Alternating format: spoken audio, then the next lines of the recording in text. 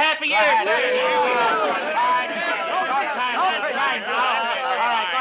right, go ahead. Pin the tail on the donkey. That's enough. Come on, let's go. Aim, fire. There we go. Carpenter, just say that. I'm sorry, sir, but you see, we were just celebrating our 4th anniversary of being together, and, well, we're just playing a little game. That's right, sir. We were playing pin the tail on the, little game we all... Well, the fun and the games are over. And you might as well change this into a farewell party because you're shipping out. We are? Where are we going, sir? Oh, no, not we, McHale. You. It's just you. You see, you're shipping out. These are sealed orders, and you're not to open these until you're on the plane. You mean the skip is shipping out? Captain, you can't do this. You can't break us up like this. Oh, you're breaking my heart. But may I remind you, there is a war on. Now, the plane leaves in 30 minutes. Be on it, ta-ta, and good riddance. Captain, sir, but won't you reconsider? I mean, what have I done, sir? Oh, what a rotten deal. Yeah, what a 4th anniversary this turns out to be. Skip, what are we going to do? How do I know? Oh, of all the dead blasted luck. I'm so mad I could kick somebody. Are you all right?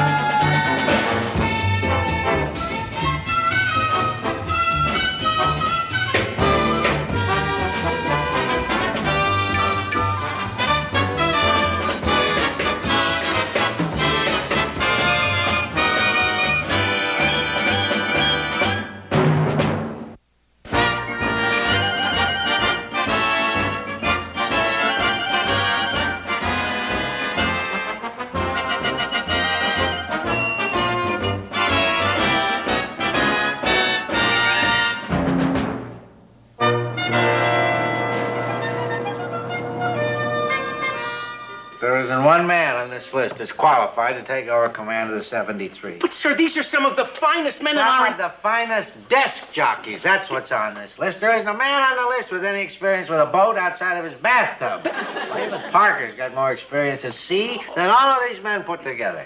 I do? Yes. I do. Parker. Parker? Well, he's right here under my very nose, and I never even... Parker, will you take over command of the 73? Parker, sir, come in. What is this? Oh, you can't be serious. Oh, yeah. Well, and I have to admit, it's a great opportunity, sir. I sure would. Well, I'm only an ensign, so... And you don't think I would ask you to take on a responsibility like this without a promotion, do you? A promotion? Me? Lieutenant junior grade? Finally? No. We're going to skip the junior grade stuff with you. We're going to jump all the way right up to full lieutenant. Lieutenant? Skipper? No, skipper. Now, don't forget, Lieutenant, you've got to earn the respect of your men. You've got to be tough to them. You've got to train them up. You have got to let them know who is boss. You've got to be mean and miserable. Yeah. If you are going to get your men through, you've got to be tough. You've got to earn their respect. You've got to yell at them. You've got to scream at them. Think you can do it, Lieutenant? Well, Captain, I think I can. Battle stations! Fire 1, fire 2! Darn the torpedoes and full speed ahead! Well, that's good. Good. Yeah, listen to this one. I think I shall never see a poem as lovely as a tree. Oh, I never would have thought of that one. Well, we'd probably use it mostly on land. On land, yeah. Don't forget, he who hesitates is lost. He who hesitates is lost! Oh, good. You're ready. Right, sir. Pin those old lieutenant stripes on me right now, sir. Go right ahead. Yes, sir. Oh, the stripes. Yes, give me those stripes. Oh, sir, my son, sir. Oh, boy, these look wonderful on you. This is just the moment that I've been waiting. Oh, they look fine. Will you quit sniveling, for heaven's sake? Ah, look at that. Don't you have a new pair? We get something. Oh, I wish my mother was here. Oh, I wish she were, too. I'd like to see that woman. I wish my mother were here. Well, I'm ready, sir. Roger Wilco, over and out. And don't you worry, sir. I'm going to be mean, just like you taught me. It's that boy. I'm going to get I've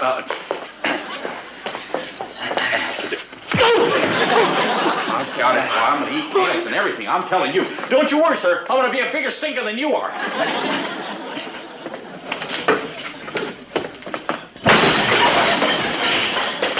Start.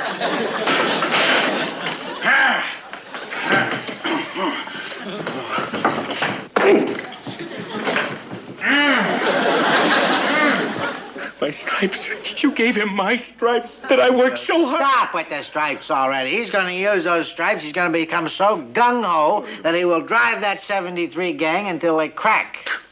Look at this. You know what these are? I don't care about Don't anything. get sassy with me. You do care. You know what these are? These are transfer applications. And I'm going to have the signatures of every one of those cutthroats on these applications by the time McHale gets back. But McHale back? You mean Commander McHale is coming back, sir? Yes, of course he's coming back. He's just away at a 2-week refresher course, that's all. But those thugs, they don't know that. What, and they think that he's gone for good? Oh, sir, you are absolutely diabolical. Why, you even fooled me this time. And so when you grabbed my stripes like that and pulled them off like that, I thought, oh, my goodness, what have I done? Oh, sir, I'm terribly sorry. I didn't mean I that. think it even, no, sir, didn't you? I was You're just, gonna get oh, no, it. sir, You're no, sir, gonna I don't get it. know, sir, no, no, Well, you're gonna get it. I was just, sir, I was just, no, sir. What's the scuttlebutt, Mr. Parker? You any word about the new skipper? Hey, come on, Mr. Parker. You're gonna get in a lot of trouble wearing those lieutenant bars, man. He must get wrong jacket back from laundry. Very funny, huh? Wrong jacket. It just so happens, gentlemen, I've been promoted to lieutenant. Promoted? Hey, after all these years, that's great! Let's hear it. 3 cheers for Lieutenant Parker. Put me down, put me down. Don't, you need her. Yeah, don't do that. Sorry, prisoner. Prisoner! All right, men. Now, you do that again, and I'll have you up on charges for manhandling an officer. All right, now, men. As the new skipper of the 73, I'm going to run a tight ship. You, sir, our new skipper? Well, if anybody had to take over for Commander McHale, we're glad it was you. Right, guys? Yes, sir, that's true. Somebody take that stick away from me. Oh, sir, my mother knitted that. All right, now, men. As your new skipper, it's my responsibility to see that you men are in top physical condition. All right, now, men. Tomorrow, starting at 0500, we're going to fall out for calisthenics. Calisthenics? At 0500? Come on, relax, Mr. Parker. Listen, we're your old buddies, sir. Drop it. All right, now, men. There'll be no arguing. This is for your own good. That's 0500. Make an aisle. Gentlemen, dismissed.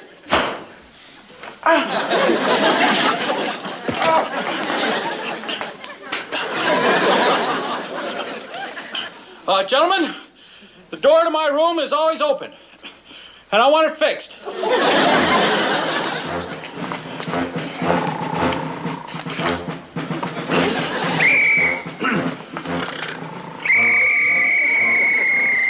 What's going on? It's the middle of the night. All right, boys, let's rise and shine. Let's hit it. It's 0500. Time for calisthenics. 1, 2, 3, 4. 1, 2, 3, 4.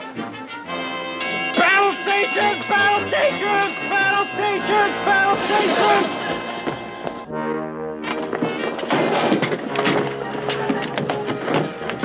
Uh-huh. All right, 9.3 seconds. Gentlemen, that's the slowest time you've had all day. Sir, what are we training for? To win the war or the Olympics? Very funny, very funny. All right, that little piece of disrespect is going to cost you, men. Ready? Exercise. 1, 2, 1, 2.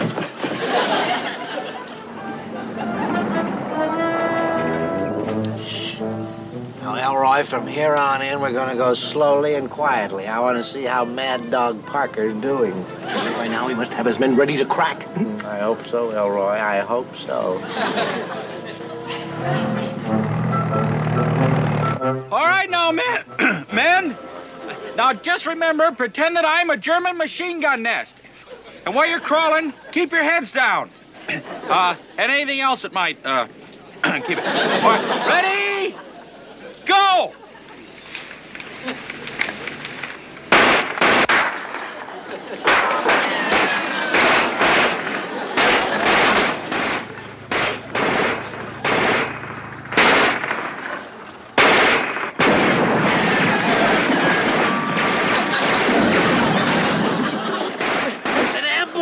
Don't shoot, we surrender! Move to us right behind the enemy lines. Don't shoot, comrade! We surrender! I surrender! Both of us, huh? Just look at these holes. I tell you, we've fooled around long enough. It's time to move in for the clincher.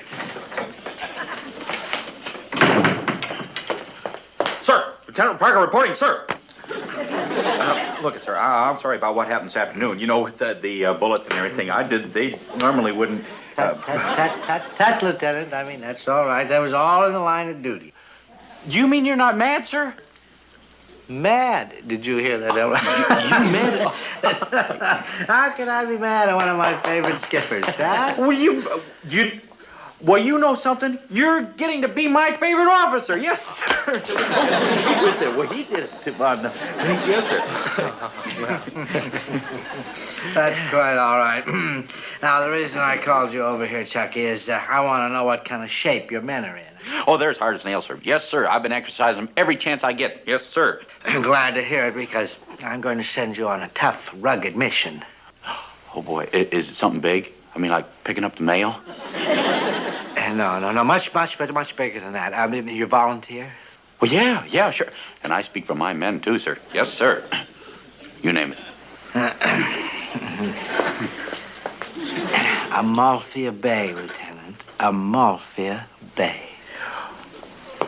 Amalfi Bay? Now, Mr. Parker, that's suicide. Yeah, Mafia Bay is a pen for German U-boats. The entire bay is lined with shore batteries. Please, Mr. Parker, turn the mission down. What are you guys so worried about? I have you in the peak of battle condition, don't I? And besides, it's too late. I already volunteered. Yeah? Well, we didn't volunteer. We're going to Binghamton about this. If that doesn't work, we're going to phone our congressman. Yeah, we've had it. Oh, wait a minute. Hold it, you guys. Hold it. The can, hold it. Which one of you guys took the blow out of my whistle? Ready? Exercise. At least I get somebody working. I'm watching.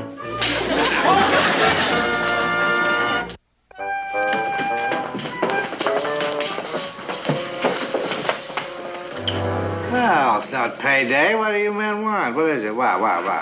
Sir, we're here to protest about Amalfi Bay. It's a suicide mission, sir. We'll all get killed. And besides, we did not volunteer. Yeah, that was our nitwit skipper's idea. Hush. Don't you talk about him like that in front of me. You lily-livered deadbeats, you ought to be glad to serve, even die under a gallant skipper like Lieutenant Parker. Now, you get out of my office, you cowards. Get out. Out, all of you. Cowards. Sir, ask anyone about Amalfi Bay. Out. We've never said anything about a mission. Out of my office.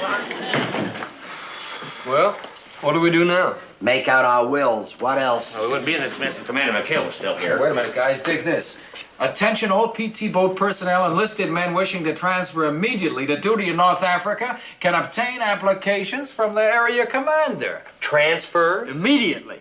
Gentlemen, are you all thinking what I'm thinking?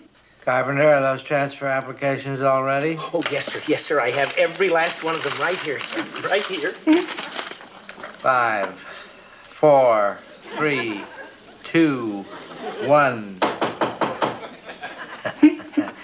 Come in. Come in, boys. Come in.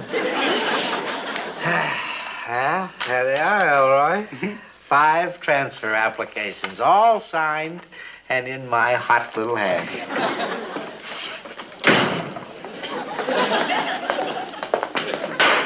Hi, Wally. Say, you seen my men? Your men? Yeah.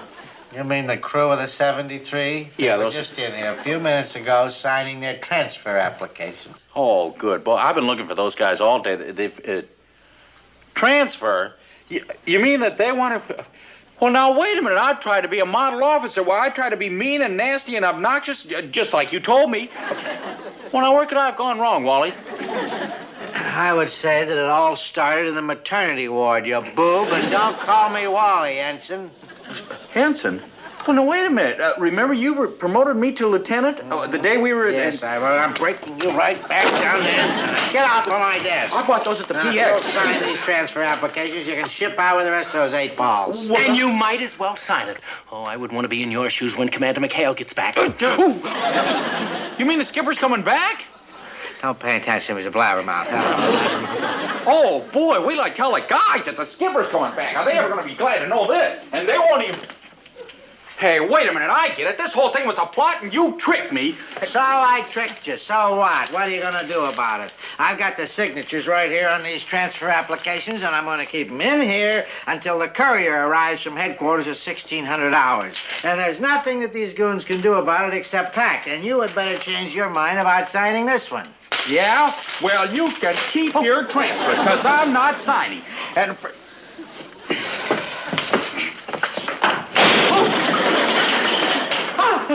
You're a bigger stick than I thought you were. Well, that's it, you guys. Boy, Binghamton really played me for a sucker. Oh, can you guys forgive me? Oh, don't blame yourself, Mr. Parker. Lead bottom made suckers out of us, too. Yeah, we sure were dopes to sign those transfer papers. Well, how did we know the skipper was coming back? We just got to get those transfers back from Binghamton. Well, no luck. You aren't going to get near those papers. He's keeping them right in his pocket until a courier comes. Oh, brother, we should have our heads examined for falling for a trick like that phony suicide mission. Hey, wait a minute. That could just do it. That could just do it. Maybe we could pull a little trick of our own. Fellas, we're going on that suicide mission after all. Are you kidding? Speak for yourself, Groob. Yeah, that's right, Goob. And Binghamton's going along with us. Ah, so. I think I smell interesting rat. Fuge, you're in on it, too. So, folks, gather around and listen to the gory, death-defying details. Good. Here comes Binghamton right on schedule. Okay, guys, look alert. Act sloppy.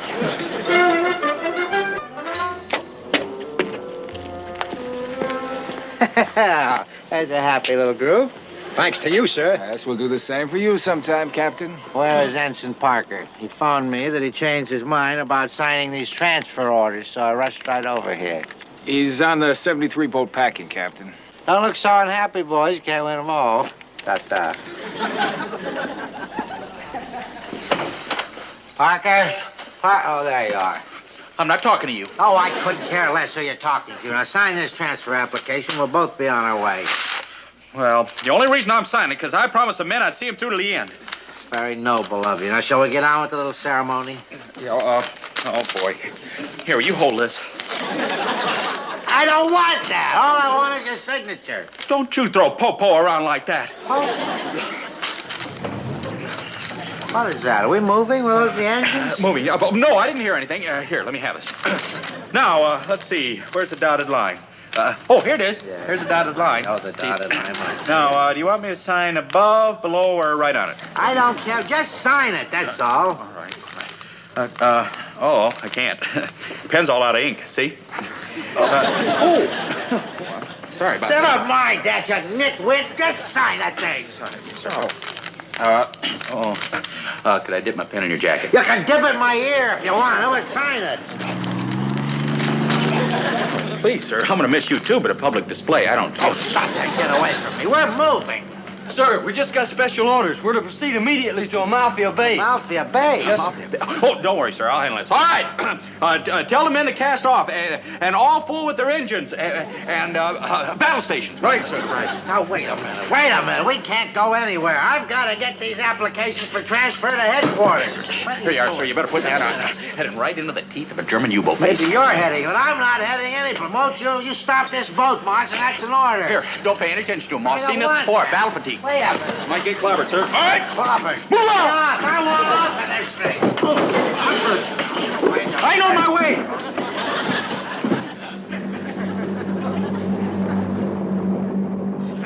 We don't have to go to Amalfi. You want to get us killed? I made that up. But, sir, these orders just came over the radio from Comfleet. We're to go ashore at Amalfi Bay and knock out the U-boat base. Will you radio them back and tell them we're not going? Tell them to send another boat. What, break radio silence? Oh, no. Steady as she goes, Christy. Aye, Skip. Everybody keep a sharp lookout. That includes you, too, sir.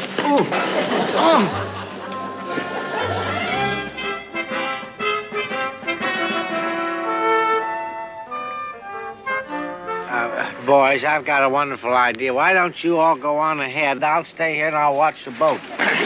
Negative, sir. What? Oh, no. We might run into trouble. We're going to need every man we can get. All right, boys, now move out. Remember what I told you. Keep your heads down. Don't... Right into an ambush. Got us pinned down. You get on top. I outrank you. Oh, now, don't panic. Well, why not? I'm too young to die. Look, why don't you and I surrender? I hear they treat officers very well. Die! Amerikaner, Schwein! Achtung! You die, Schweinhund! Deutschland, überall alles! We're trapped. We're goners. What are we gonna do, Mr. Parker? We're dead ducks unless we knock out that gun. Well, that's exactly what we're gonna do. Virgil, Willie, Christy. Sir. Yes, sir. All right, you guys go get that gun. We'll cover you. Move out. Come on, you guys, go.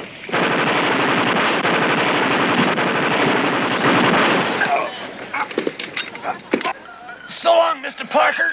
It's been great serving under you. The same goes for you, Captain Binghamton. I take back every mean word I ever said about you. The same goes for me. Did you hear what they said about me? Aren't they wonderful? No time for sentiment. War is heck, you know. All right, boys, you're next. Tigger, Gruber, move out. I'll cover you. Wait a minute. You can't send any more boys out there. That's suicide. This is no time to be soft. All right, boys, over the top. Aye, aye, sir.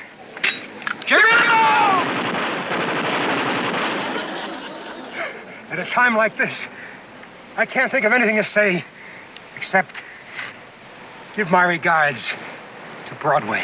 Give my regards to Broadway. Yeah. Should remember him to Herald Square, too. Oh, I will. Great guy. We're brave boys. Where are you going? I'm gonna get that machine gun nest. You cover me. With what? Don't worry, sir. I'll get him.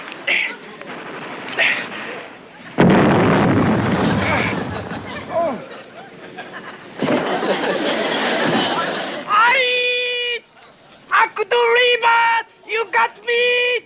Americana Schwein!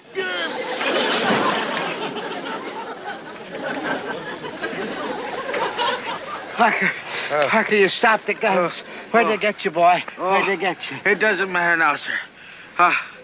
I'm just going to the big PT boat in the sky. No. Parker. Oh, thank goodness you're still with me, boy. Thank goodness. You can't die till I ask you a question. How do you start the boat? At the boat. Well, you turn it.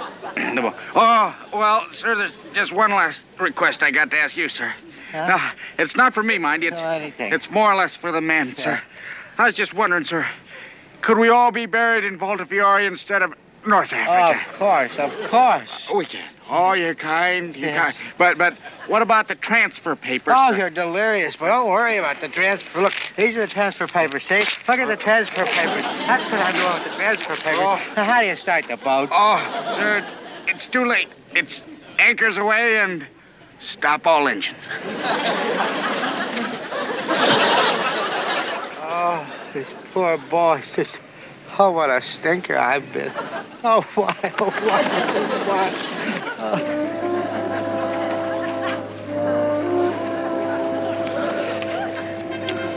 Poor boys. I should be lying there instead of them.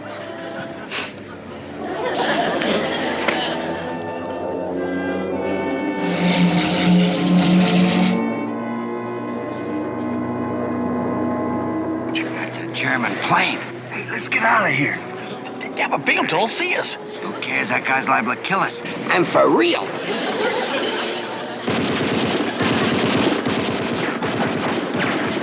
that's a German plane. We're trapped. Now you gotta help me start the boat. Come on. Wait a minute. What are you doing up? You can't be up. You're shot. You're dead. Oh, brother, let's go. Let's get out of here. Look, sir, that plane isn't kidding like we were. Now, come on. What do you mean like we? Why would you kid about a thing like that?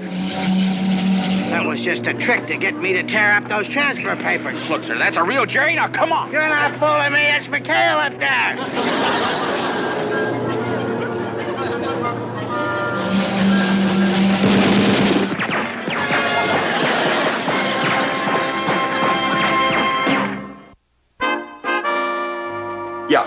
Yeah, right. Right, Skip. Yes, Skip. Yeah, right. Okay. Well, boys, some good news. Skip's coming back tomorrow night. Yeah! Great. And until he does get back here, he left me in charge. So, tomorrow morning at 0500, we'll have calisthenics. What? Hold it! Can't you guys take a joke? Sure. Yes, take that.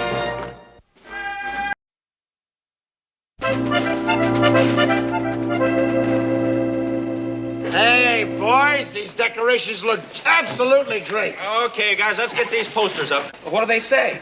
It says, attention kids, free. This Saturday at the Opera House, a PT-73 drama group presents Little Red Riding Hood. Oh, now do we have to put on that play? We're gonna look awful silly in those cockamamie costumes. That wolf outfit itches. All right. Knock off the griping. Now, this is our contribution to the festival. And besides that, the kids will get a big kick out of it. Attenzione! Attenzione! Citizens of Voltefiore, we have just finished counting the votes for the king of the festival. Buongiorno, scusa, buongiorno, scusa. Oh, grazie for your vote, grazie. Hi, Captain. I was a little afraid you were going to miss the big announcement, sir. Oh, no, not on your life, McHale. As you very popular assistant mayor,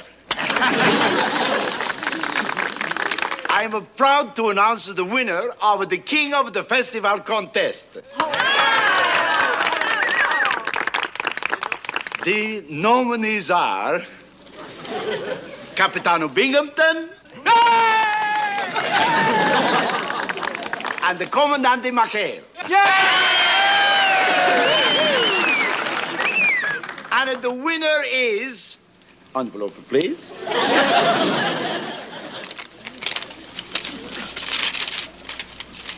The winner, in Voltefiore, Commandante McHale.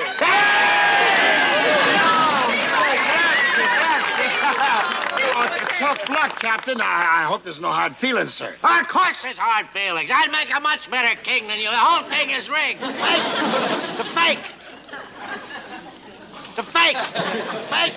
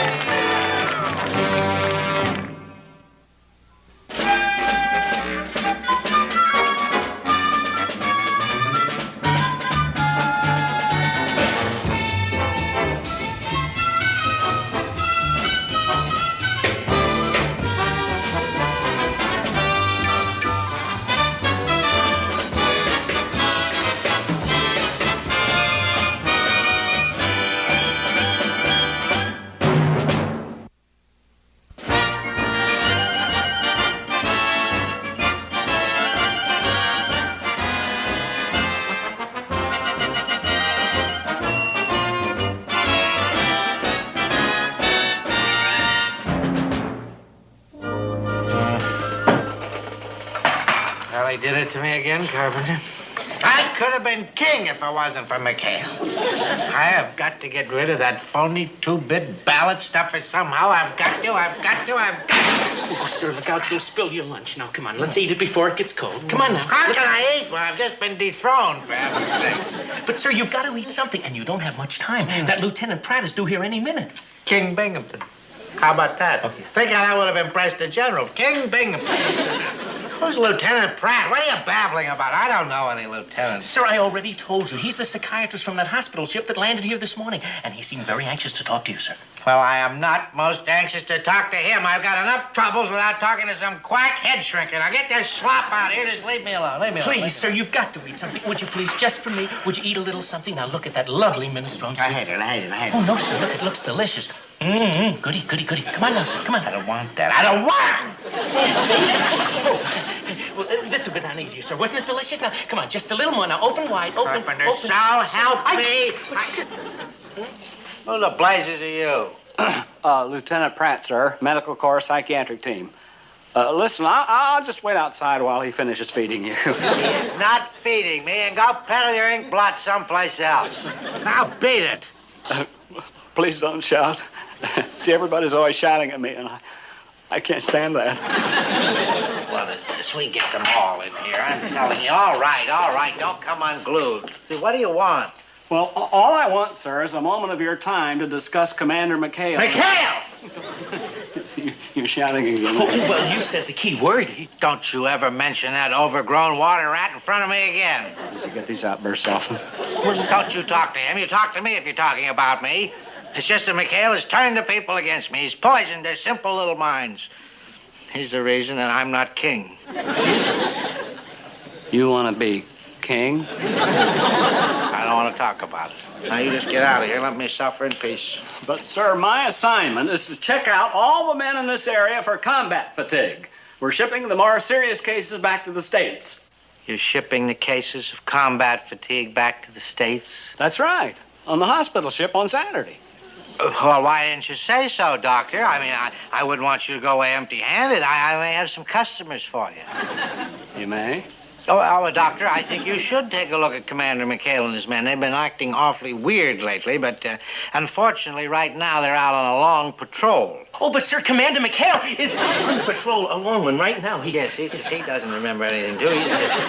Doctor, if you could go away for a few days and then you come back, I'll have you take a look at them. And I think you'll agree with me, they should be shipped out. Well, I have quite a few other bases to visit, but I could come back on Friday and see Commander McHale. Almost said that key word again. That's all right. Just relax. That doesn't bother me. McHale. I'm a flock of Tootie birds for you. McHale. Oh, McHale. Elroy, I'm so happy I could burst. Yeah, but, sir, you know that Commander McHale is not out on a patrol. No, I also know he doesn't have combat fatigue, but he will when I get through with him. If our good friend, the doctor, wants to see fatigue, we're gonna show him fatigue. Oh, you are the one. Take it fast, that's it. Oh, boy, home at last. Yeah, Binghamton sure got his nerve. That's our second straight all-night patrol. Right after we get back from an all-day patrol. Oh, he can't do this to us. Oh, what are you peasants complaining about? I work too, and I'm a king. Come on, let's hit our sacks. I'm ready to pass out. Somebody came into the tent. Oh, no. Not lead bottom again. Hi, Captain. Never mind the formalities, McHale. It's a scramble. I just got word from intelligence. There is an enemy E-boat in the Abruzzi Straits. Now move out and look for it. Move out. Hold it. Sir, may I speak to you for a moment, sir? Sir, it's 5 o'clock in the morning. We just got back from our second all-night patrol. My men are beat.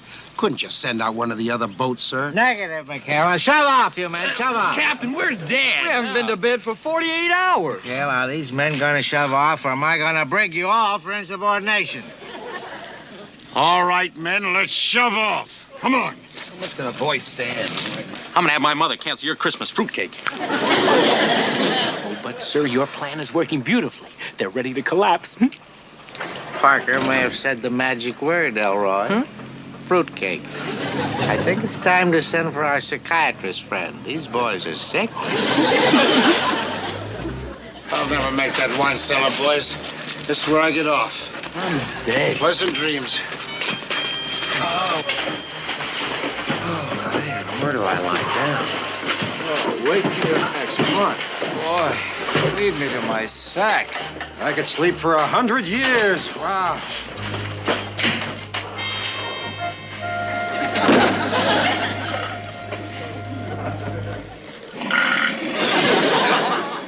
Hey, costume is all finished.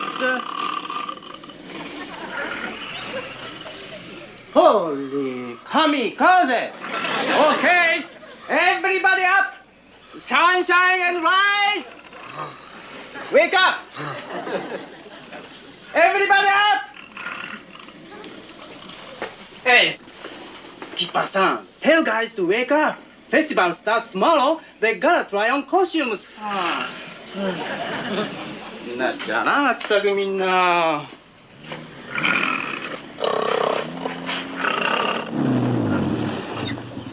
Mamma mia! Okay, everybody up! Condition red! Wake up! Skipper-san, it's red bottom. Condition red!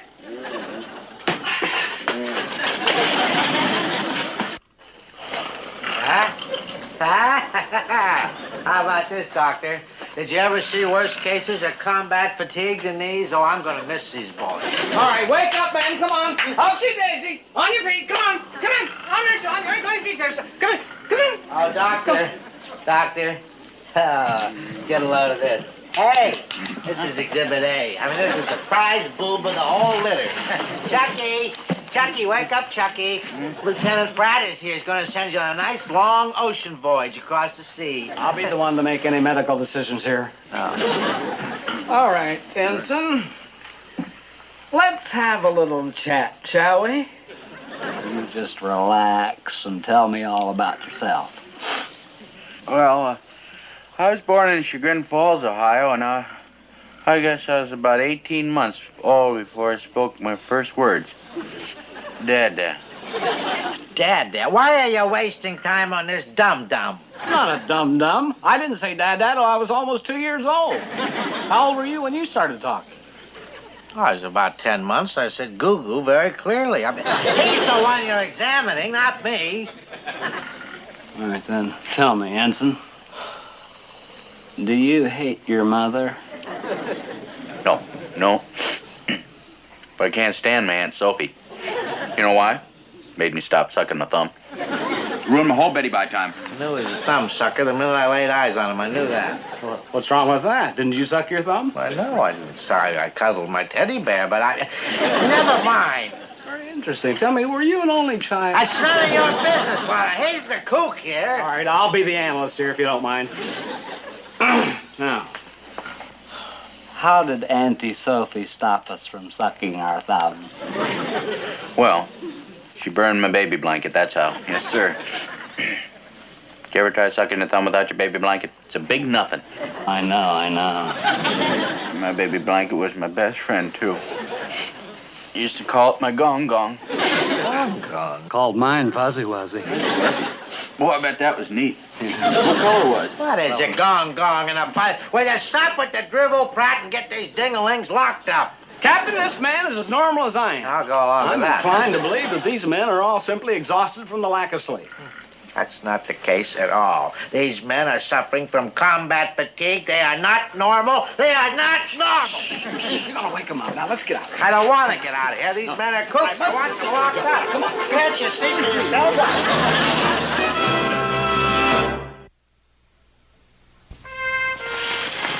Keep your eyes open, Elroy. This is my last chance to nail those dingbats. Yes, I know, sir. What a shame that hospital ship pulls out this afternoon. I know it. Well, I've got to find some way to convince that half-baked, thumb-sucking psychiatrist that McHale and his misfits belong on board. Yes, sir.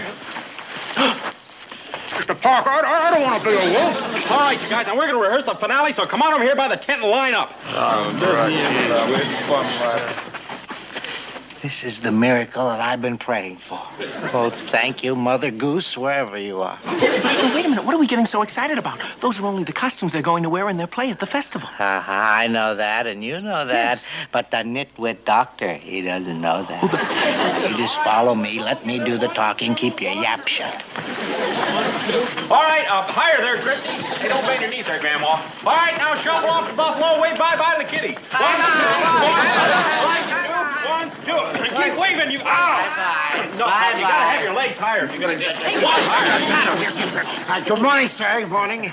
Sir, you're not going to send us out on another mission, are you, sir? After all, the boys do have to rehearse for that festival, remember? Yes, I know. I'd just love to send these gold bricks out on another mission, McHale, but unfortunately, a special services officer has heard about their stupid little show, and he wants them to audition.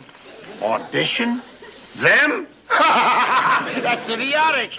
Those are my sentiments exactly, but if he happens to like the thing, then he's going to send them all over Italy to entertain the kiddies. You mean we're going to tour all over Italy? That'll be the life. Yeah, what a break. Now, if you want to go, you've got to make a better impression on the officer than you did yesterday. I mean, you're all so sleepy, he couldn't audition. Was he from Special Services? Gee, I barely remember him. Seemed like an awfully nice guy, though. He was real sad about me losing my gong-gong. Gong-gong? I'm sorry, Captain. This just doesn't make sense. Well, why would that special service officer be interested in a bunch of amateurs? I don't know, and it's too bad that you won't be here to ask him, because you're going to be in Capo Vallarta at a PT Commander's Conference. Conference? Nobody told me about a conference. Well, I'm telling you now. It starts in an hour, and don't be late. Yes, sir. All right, you men. I'm going to go and get Lieutenant Pratt. Now, the minute you see him, go right into your act. Give it everything you got. Oh, we will, sir. We will. Yes, Captain. Oh, I'll give it everything. Well, hold a little back. Hey, you guys, there's a truck coming. It's Binghamton and a lieutenant. How much guys is it? Curtain going up. Fuji, get out of here. It's showtime. All right, man, let's hit it. Wait for your goal leader.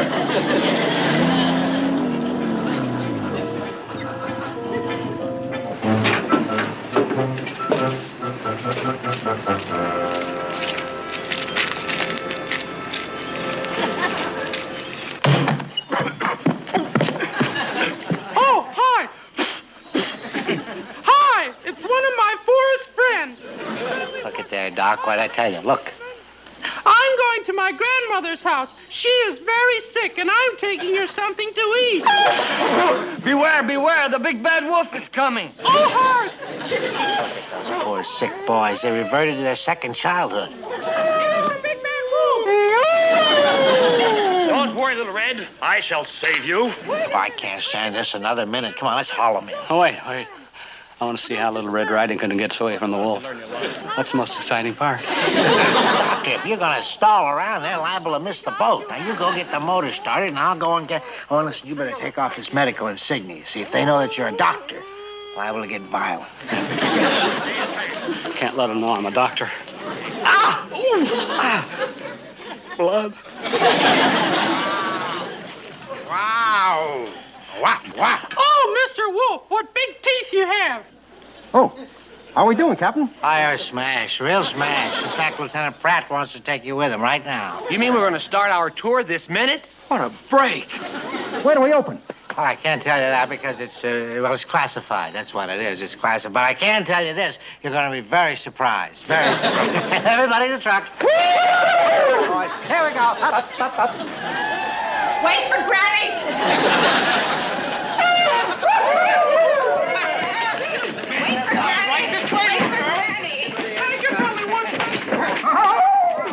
Thank you, Sonny. You're a dear boy. All right, Lieutenant. How'd I tell you, Doc?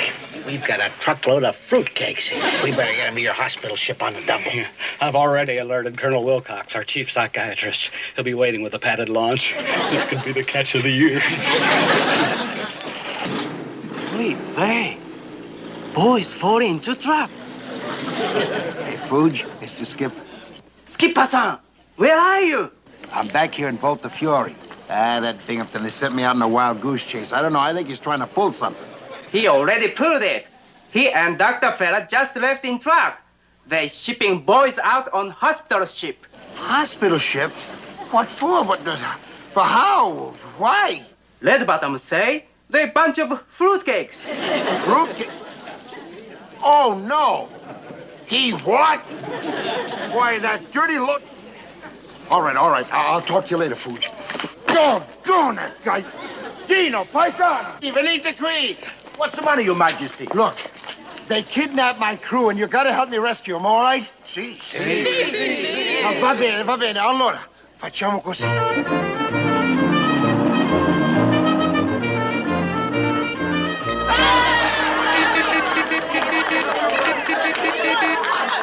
Hey, you peasants there, get out of here. Scramble, I want you people out of here. Scramble.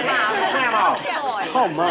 This is mass hysteria. That's the only subject I flunk. Now, you people get out of the streets, or I'm going to have you arrested for jaywalking. Hold it. Wait a minute, hold it. Hi, Captain. Hi. Oh, Captain, don't be a party pooper. Now this is a festival. Look, get yourself a girl and dance, sir. You too, Lieutenant. Yeah, you're responsible for this. Now, you get these rabble-rousers out of here. Hey, hi, Skip. How you doing? Hey, what's all the hubbub about? You men get back in the truck. On the double. Get back. Captain. Oh, signore.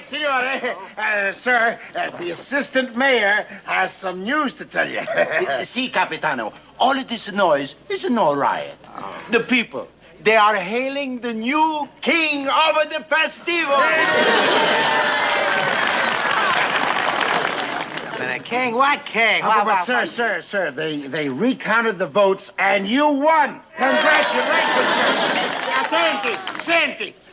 Long live King Wally the First. Hold the kisses. Hold the beatings. I don't want them. I don't have time for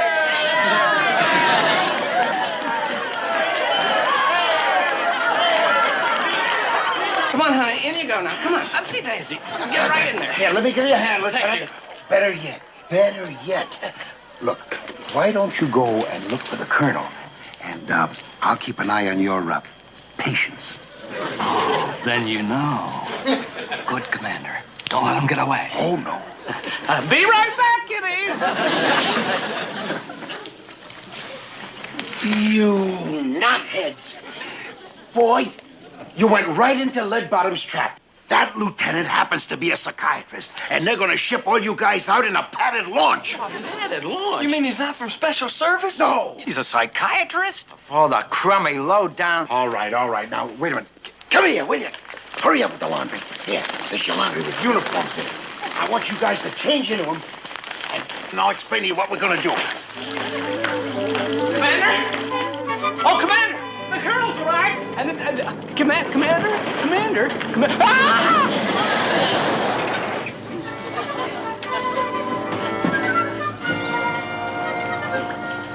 Oh, Colonel? Colonel Wilcox? That's right. I got an emergency call to rush over here. Oh, well, my name is Lieutenant Commander McHale's, sir, and I must admit there have been some strange goings-on. Wait, I tell you, I don't have time for all this nonsense. Get your hands off of me. Oh, there's the colonel. I want to talk to the colonel. Oh, Colonel Wilcox, am I glad you're here. Stop that. Colonel, I've got all the patients in the truck right over there, ready for you to cart them off. Will you get away from me? And if I got a collection for you, oh, you wouldn't believe this. I've got Little Red Riding Hood, I've got the Happy Woodsman, and I've got the Big Bad Wolf, and I see.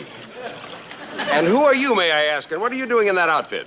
Well, I'm King Wally the First. Grab him. Yeah, that's what I was trying to explain to you, see? Wait a minute. There's nothing wrung with me, Colonel. I'm Captain Binghamton. These people have elected me their king. That's how I'm... Tell them, McHale. Tell them, paisans. Tell it... What are you shaking your heads for? I'm the king, I tell you. It's a plot, Colonel. They're all plotting against me. There, Your Majesty. Your palace guard is going to take you on a nice, restful ocean voyage on your royal barge. I don't want that. Where is Lieutenant Pratt? He'll explain everything. Yes, where is Lieutenant Pratt? Oh, well, he was around here just a minute ago, sir. Lieutenant Pratt! Lieutenant Pratt! Oh, Colonel, thank heavens you're here! Oh, no, not him, too, and on his first assignment. First assignment? Oh, how sad. Oh, sir, it was terrible. They grabbed me and they pulled me into the truck and they had guns and axes. There, now, just who are you talking about, son? Oh, they were all there. The Big Bad Wolf, the Happy Hunter, Little Boy Blue. They're all right there in that truck. You listen to him, Colonel. He's talking sense. Hey, Skip, hi. Oh, those are my boys, sir, my crew. But, sir, I tell you, they made me dress up in these clothes. It's a plot. It's a plot, that's what it is. They're all plotting against me. Oh, you can't fool me. You're the Big Bad Wolf. And you're Grandma. And you're the real Little Red Riding Hood. Go on, tell him. Yes, tell him. Now, come along quietly like a nice little king. And you too, Little Red. We're going to have lots of fun with playing with square blocks and round blocks and making funny pictures out of ink blots. Well, I don't know about him, but I'm perfectly normal. So I didn't suck my thumb. What's so terrible? You and your gong. Mine was a fuzzy-wuzzy and don't shout at me. I have bangs. now. Get your hands off of me. Yes. No, pains. I've got pains.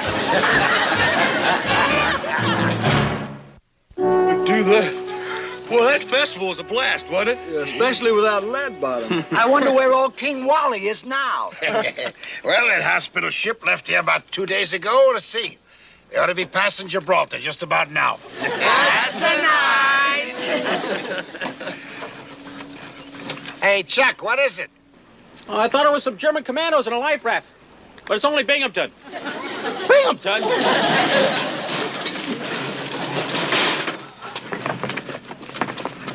It can't be him. Well, he should be passing Gibraltar. Oh, McHale, you're really gonna get it this time. Oh, that's him, all right. That's the Big Bad Wolf. Come on, my little piglets. Let's go to our little red brick house. Come on. Don't come back here and die like men, you coward.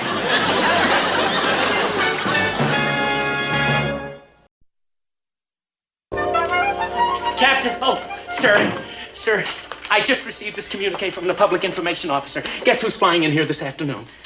Don't tell me. It's Peter Pan. You said that you were very close. It's Pete Morgan, the famous war photographer. He's arriving here this afternoon to do a layout for Globe magazine. Pete Morgan is coming here? Well, he's photographed all the greats. He's photographed Ike and Marley and Bull Halsey. Now he wants to do me. Oh, he'll want me in full battle dress, I'm sure. Sir, wait. Sir, believe me, I think you'd better read the rest of this. I don't have to read it, Elroy. I got the message. I'm going to be featured in Globe magazine. Captain, will you wait, please? Elroy, you think that the hand grenades on the belt here will be too much for the cover? Captain Pete Morgan isn't coming here to photograph you. I don't care what he's coming here for, as long as I... What do you mean by a crack like that? Well, sir, he's coming to do a layout of... Commander McHale, I'm afraid you didn't read far enough. McHale? Well, I'm not going to let him hog my publicity. When that photographer gets here, McHale and his hyenas are going to be so far away that I'm going to be the only war hero around here. War hero? But, sir, you've never been in battle. You wouldn't even know how to get there. Oh, hush! Oh, I didn't mean that, sir. You ought to have your little forked tongue cut out. Oh, hi, Captain. Top of the morning to you, sir. Well, we're here for the picture, sir. That's right. The rest of the boys will be right over. They stopped by the barbershop to get a little trim. Excuse me. How did you know about the... I just found out a few minutes ago. Really? Oh, we knew that Pete Morgan was coming hours ago. Hey, Captain, what are you doing in that dude battle outfit? Boy. Yeah, boy, the last time you posed in that outfit was a pretty Christmas card, remember? Get funny with me, fatty. Get this dingbat out of here and get him back to your base. Oh, but we can't, Captain. We gotta wait for Pete Morgan. The pictures, remember? When Pete Morgan gets here for the pictures, you and your goon squad are gonna be out patrolling Barzini Straits. I thought you knew everything. Barzini Straits? Well, Captain, we were up there last night. As a matter of fact, the British have 4 destroyers patrolling there right now, so they certainly don't need us. I don't know. They might need you to run out and get some tea bags. You've got a direct order from your commanding officer. Now move. But, Captain, you can't do this. My boys are counting on having their pictures in Globe magazine, where they've earned it. All you've earned is an insubordination rap if you don't move out. Now scram. Come on, Chocolate. No, I'm not going. I owe it to my mother and the folks back in Chagrin to have my picture shot. If you don't get out of here, you're gonna get shot, all right? Chuck, watch it. Don't shoot. I was only kidding. Oh, no, sir, please. No, don't you do it. Don't do it, Chuck. Oh, no, Skip. He drew on me first. Chuck, don't you do it. That's an order. That's an order. Well, all right, here.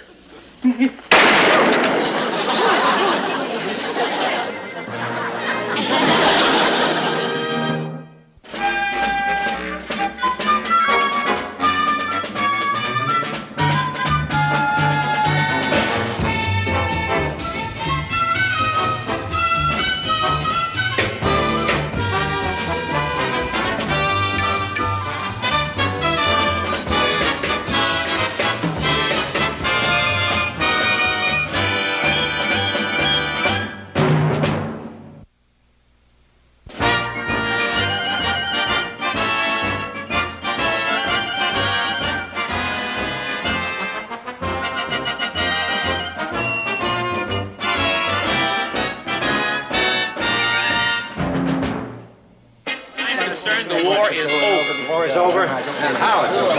Well, it's fun.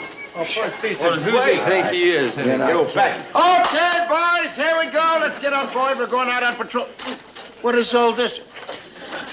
PT said strike?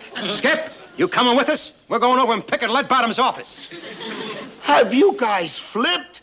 Come on, get rid of them cards and let's get moving. Come on. But, Skip, we want to be on the cover of Globe magazine. Binghamton's gypping us out of our chance to be famous. Skip, are we going to let him get away with it? Well, now, who says we're letting them get away with it? You mean we're not going out on patrol? Oh, we're going to go out on patrol, all right. But we're going to take Mr. Pete Morgan with us. Now, are there any more questions? Wait a minute, Skip, have you flipped? Yeah, how are we going to do that? Well, now, that's simple enough. Mr. Parker is going over to the airstrip and pick up Mr. Pete Morgan. Then he's going to drive him over to San Giorgio Point, where we'll pick them both up, and away we'll go. And he can take pictures of us in action. Lead Bottom going down to meet Mr. Morgan's plane, too? Seeing as how he just got a message from operations saying that Mr. Pete Morgan's plane would be about an hour late. That's right. Just call me Sergeant Beauregard. Why, he fell for that story just like bumblebees humming over a corn pone. We're going to be pin-up boys after all.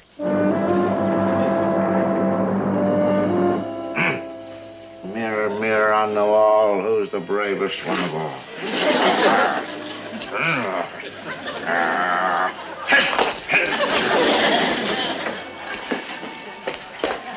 Sir! You boob. Don't sneak up on me like you realize I could have plugged you. Oh, I'm terribly sorry, sir, but you have to leave for the airstrip right away. Why? What's a rush? Just checked with operations.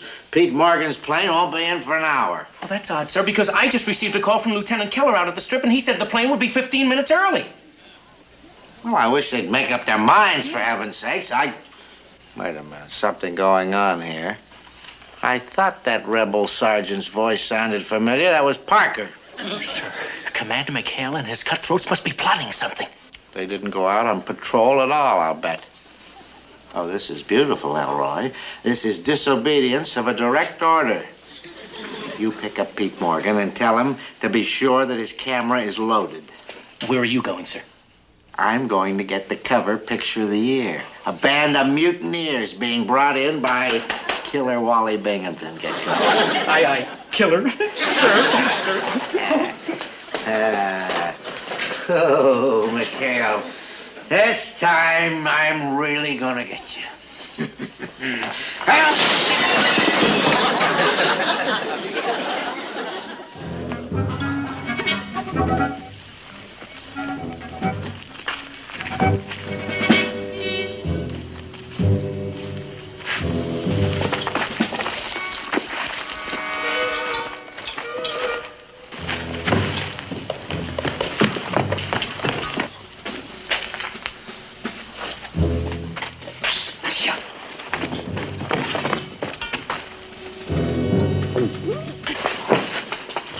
American Submarine-Uniform, ne?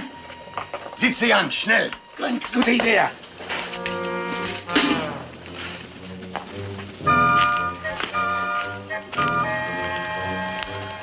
'73 boat is gone. Where do you suppose they could be?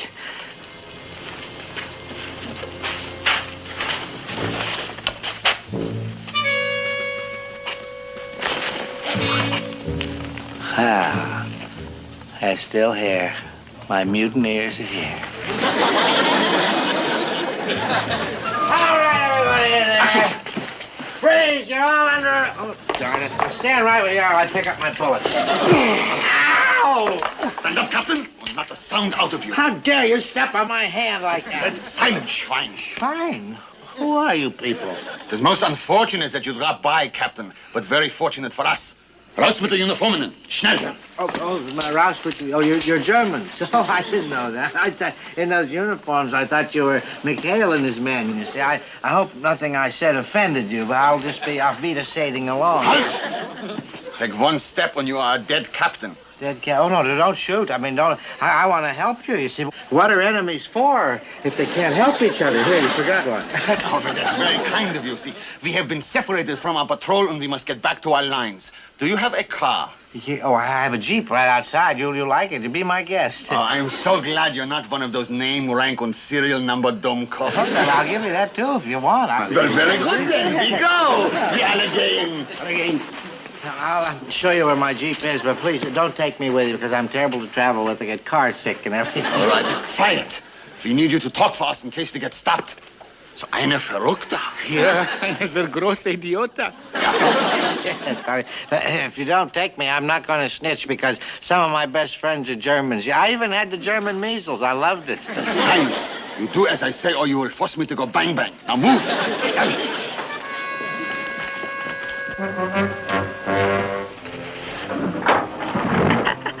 Sayonara, red bottom. Yeah, fan's all right. Hey, maybe it's not getting any suction. Let's see.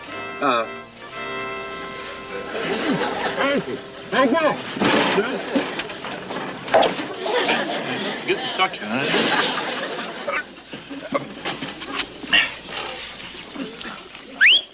huh? How are you? Say, my Jeep conked out. I was wondering if, huh? Oh, you, I have to go airstripo. See, could I borrow bike-o? No habla Italian, huh? Borrow bike-o?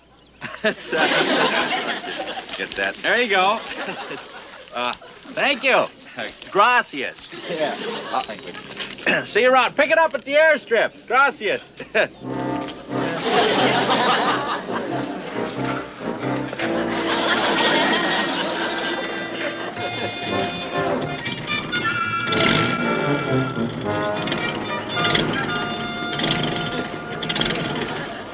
Was ist los? Well, I don't know how to tell you this, but We are out of gas. You stupid swine, I ought to shoot you. No, don't shoot me. You ought to shoot my aide. That's Carpenter. I'll point him out to you if I see he's a swine. You don't know what I have to put up. Oh, shut up!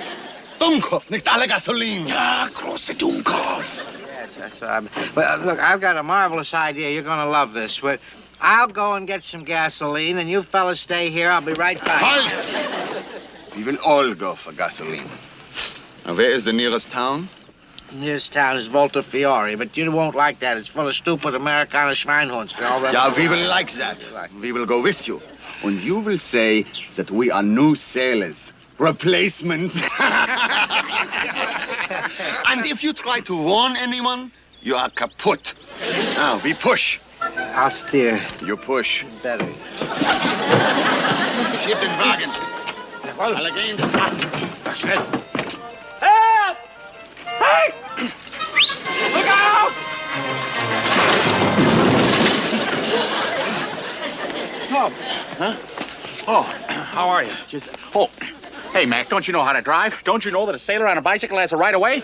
No, that bumbling klutz. Ja, well, get rid of the bumbling klutz. Well, I mean, you're talking to an officer. Straighten up, boy. Don't you know how to salute? Well, that's better. Now, what's going on here? Speak up, speak up. Sir, we is out mit gas, yeah? Yeah, mit was? Huh? Oh, now, look, knock it off with the cats and jammer talk. I mean, after all, you haven't been drinking, have you? Huh? Aha! Sauerkraut, just like I thought. Okay, you're gonna get it. I'm gonna put it on my report. Driving under the influence of sauerkraut. Oh, Parker. Hi, Captain, how are you? Guess what I found? Your driver's been drinking sauerkraut. Captain Binghamton, well, now look, don't get sore. I can explain why I'm not out in the mission with the rest of the guys. No, boy, that's all right, boy. You're forgiven for that. Now, you shoo. You mean you're not mad, even a teeny-weeny bit? Well, I thought that... No, I'm not mad. No. Do you see these nice boys here? They're helping me push my Jeep back to town. It's just out of gas. Now, you get on your little bicycle, and you're dismissed, okay? You sure you feel all right? You're acting a little flaky. He's always with the... No, I'm fine. Shoo. Hey, I want to ask you something. Where'd you get these guys, anyway? I mean, they're a little sloppy, aren't they? Look at the guy's coats. Get your hands out of your pockets, will you? Come on. There, now, doesn't that look better? Look at that. Look at that. All right, American the Schwein. We take you prisoner, too. No, you guys don't understand. You see, we're all in the Navy. Didn't you explain to them that we're all the good guys? You're nitwit. They're Germans. Well, I can see that... German, there, and with the... All right, stop talking. We're wasting too much time. Now push. Come on, raus. Schnell. And if we meet anyone, not a word out of either of you. Come on, schnell. Hey, you mean these guys are really Germans and we're really prisoners? No, this is just a fraternity initiation. All right, quiet, no talking. When one false move and you and your fat comrade will end up with holes in your heads. He's not a comrade of mine. I don't like the man. I can hardly stand him, as a matter of fact. Hey, watch you. You're pushing. You miserable little creep. Hey, now stop. Will you stop the fighting here, please? Will you stop it there? Come on now, behave. Stand him. You gotta give me my bullets back. Let me borrow your gun. No, what are you doing there, you stupid Americans? You hate each other worse than you hate me. Now push the Jeep. What are you doing? Stand, I tell you, please don't go out. Put it on the gun. That's not yours. Just put it on the thing. I just can't figure out why Mr. Parker didn't meet us at the rendezvous. I hope nothing happened. Skip, maybe Pete Morgan's plane really was late. Oh, he waited 2 hours for him. Maybe you forgot where he was supposed to meet us. Oh, no. Let's ask Fooch. Maybe he's... Hey, holy jumping, Hannah, look at this. Wow. Get a load of our place, will you? Welcome home, boys. Hooray! It's time to celebrate. Hey, wait a minute. What gives, Fooch? And besides, have you seen Mr. Parker? No, I thought he was with you. This is victory party. Enjoy. Here you are. Enjoy. Victory party. Was the war over? War with Red Bottom over. He not bug us anymore. Well, what happened to Binghamton? He and German patrol both come snooping around at the same time. They took him prisoner. You mean the Jerry's took Captain Binghamton prisoner? Wunderbar! Wait a minute, hold it. Now, look, I want to get rid of Binghamton just as much as you do, but not this way. All right, now, let's find out what happened. Now, how long ago they take him away? Mr. Morgan, I know you're disappointed about Commander McHale not being here, but you believe me, Captain Binghamton is a much bigger hero. Lieutenant, will you stop building up Binghamton? I came here to see McHale. And I don't like the fast shuffle that I... What the devil is that? Looks like your famous war hero ran out of gas. Oh, Captain! Captain! It's a carpenter. That's my stupid aide. Send him for gasoline. And if you both want to live, don't try any tricks. No tricks, no tricks. Would you ask him if fainting is a trick? Captain, what happened? And why aren't you out on patrol? Yeah, well, be quiet. Just go and get us some cans of gasoline. We're in a big hurry. Here, go. But Sir Pete Morgan is here, and I think I've talked him into taking pictures of you, sir. You're as good as on the cover of Globe magazine right now. Pete Morgan, now? No pictures. Well, let's get on our way.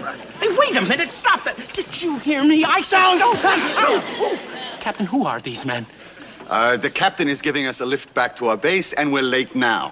Isn't that right, Captain? Yeah, they're going back to the base now. It's a matter of life and death. Yeah, ours. Yeah, with it.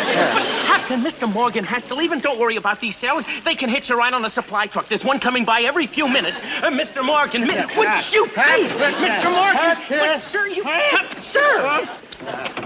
Mr. Morgan, sir, here he is, our famous fighting man, Volta Fiore's war hero, Captain Killer Wally Binghamton. And I'm Ensign Peaceful Parker. I never harmed anybody. Excuse me, Captain, but we had better be going. Will you be quiet? Enlisted men should be seen and not heard. Now go hitch a ride with somebody else. Scat! Your mouth. These men are my guests. Just shut up. But, sir, they'll only clutter up your pictures. Mind your own business. Well, Killer Wally, the lieutenant here tells me you've seen a lot of action. How many Germans would you say you've killed so far? Germans? I haven't killed a single German. I wouldn't. Oh, for heaven. Live and let live, I always say. Yeah, me too. I'm with him. I wouldn't even hurt a German flea. Captain, we must be going. For the last time, sailor, will you please be quiet? You too. Now, sir, please, don't be so modest. I've already told Mr. Morgan that they don't call you Kraut Killer Binghamton for nothing, huh? Kraut Killer? You're a liar. He's lying. I'm not. And he's drunk. Look at him. The man, he's a drunken liar. You shut up. Quit babbling. You go and sober up someplace. Beat it. Go get the gas. Beat it. They never called me crowd killer, did they? No. They called you a lot of other things, but never that. Never heard of it. Captain, you and your aide better get your story straight. You trying to tell me you never been in battle? You never been shot at by the enemy? Well, not yet anyway. I'll see you around. Let's go, boys. All right, man. Here's the captain. Let's go. Hey, Captain, you know, up to now, I had you tagged as a phony hero. You're right about that. That's what I am. I'm a phony. I'm a real phony.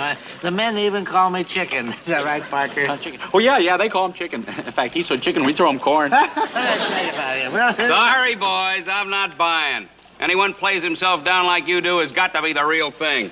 I'm gonna shoot me some pictures. Hey,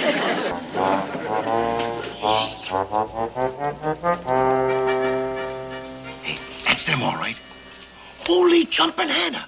Look, those Jerry's got Chuck and a photographer, too. Hey, well, how come they're acting so buddy-buddy, Skip? Yeah, stopping to have their pictures taken. Skip, are you sure those are Germans?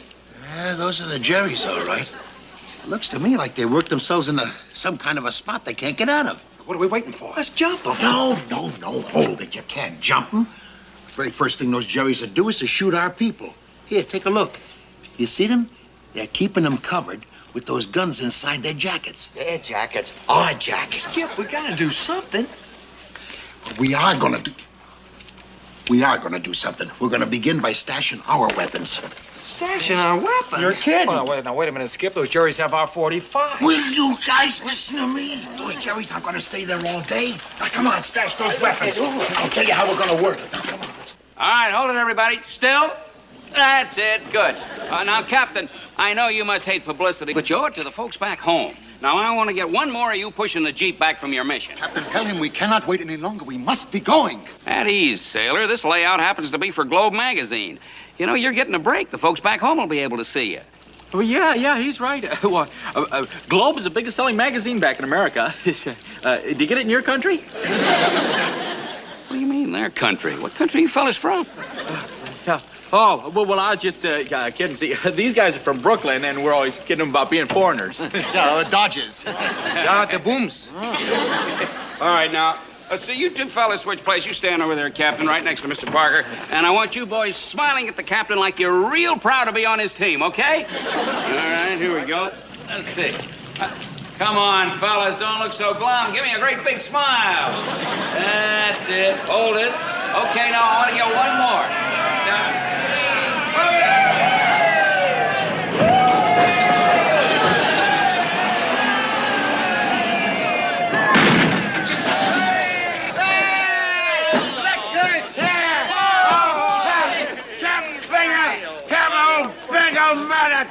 Hiya, buddy. And there's old Chucky, baby. Hell, you're drunk. So you're McHale, huh? Brother, did I get the wrong story? I know who you are. Old Petey Morgan. And that's your little old camera. Clicky, clicky, clicky. Get rid of this drunken swine. All right, you drunken swine, get back to the base. That's an order. Oh, come on, Captain. We want to take a picture with you guys. I wouldn't waste my film on you, McHale. You're a disgrace to the Navy. Oh, what? I'm a disgrace. Did you hear what he called me, Captain? He called me a disgrace. I heard. Captain, we're taking their Jeep. Tell them. All right, men, come on, let's go. All right, wait a minute. You can take our little jeepy-weepy, but first you gotta take a picture. You gotta take a picture. Now, come on, let's take a picture. All right, but hurry up. We're running a little late. Oh, yeah, we're running a little late, boys, so gather in now. Everybody get in the picture. Remember now, 1, 2, 3, watch the birdie, and say cheese. Cheese. All right, hold it right there, buddy. Hey, what is this? You heard the man reach. Now, don't make me shoot you. I don't want to put a hole in my own uniform. Our ball game, Schweinhund. Everybody okay? What's going on? Senor, I'm drunk. You Americans don't fight fair. Oh, that's too bad. When you get over to the PW camp, you can tell it all to the chaplain. Hey, how about that, Captain? Our boys did it. McHale, I owe you and your men an apology. It was a brilliant plan. Well, what's so brilliant? I mean, after I had them captured, I was just holding them here for you to take their picture. McHale and his goons are just grandstanding. Grand what? Oh, come on, Captain. You know that they were holding you hostage. Yeah, that's right. You keep out of it. What hostage? You couldn't hold me. I could take you with one hand. I'll give you a good one. You All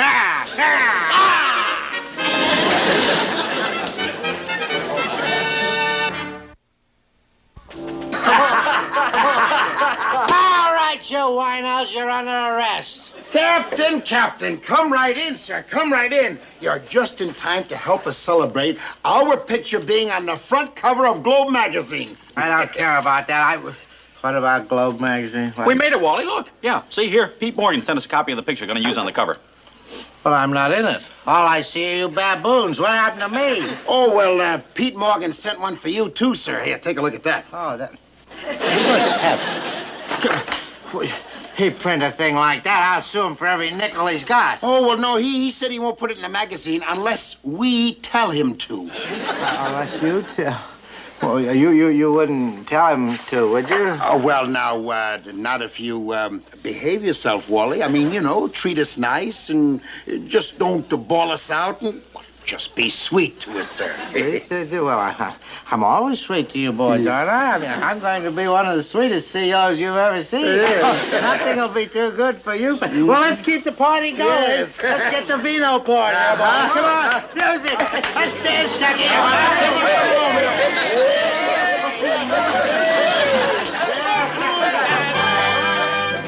Remarkably calm for someone who just lost a payroll, came over the squawk box. What can we do for you, Admiral? Well, you can start by giving me your present position at sea, and your estimated time of arrival at Isla Benito. Piffle Pratt roared into the microphone. We're having engine trouble. That's right, Engine trouble. Can you hear that, sir?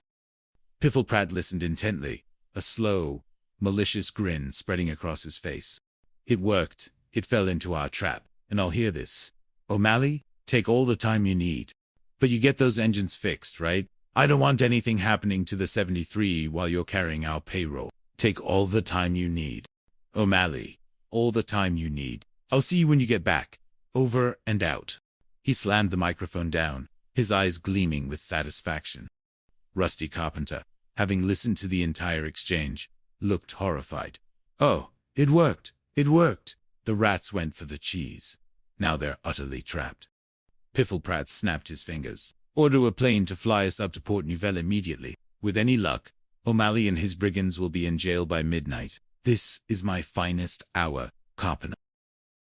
In Port Nouvelle, the PT-73 crew had disembarked, scattering through the bustling streets, desperately searching for the mysterious girl with a heart-shaped birthmark. You'd think he suspects anything? Skip. Chester O'Malley asked Finn. Finn merely shook his head. Look, who's got time to worry about that? We've got real problems, like trying to find that money before Piffle-Pratt arrives. We have a few hours, maximum. Penny Parker sighed. Yes, sure. But Allah, stop beating your gums and start pounding the pavement. Chester gave us a clue. Let's go out and find that girl before we are all court-martialed. Perk Willoughby, ever pessimistic, mumbled. Skip, do you really think we have a chance? It's a vast city. 1,000 women, a faint stench. That birthmark is on her ankle. This could have been embarrassing. Skip. Excuse me, ma'am. Pardon what? Gruber, in character, approached a woman, his eyes scanning her ankle.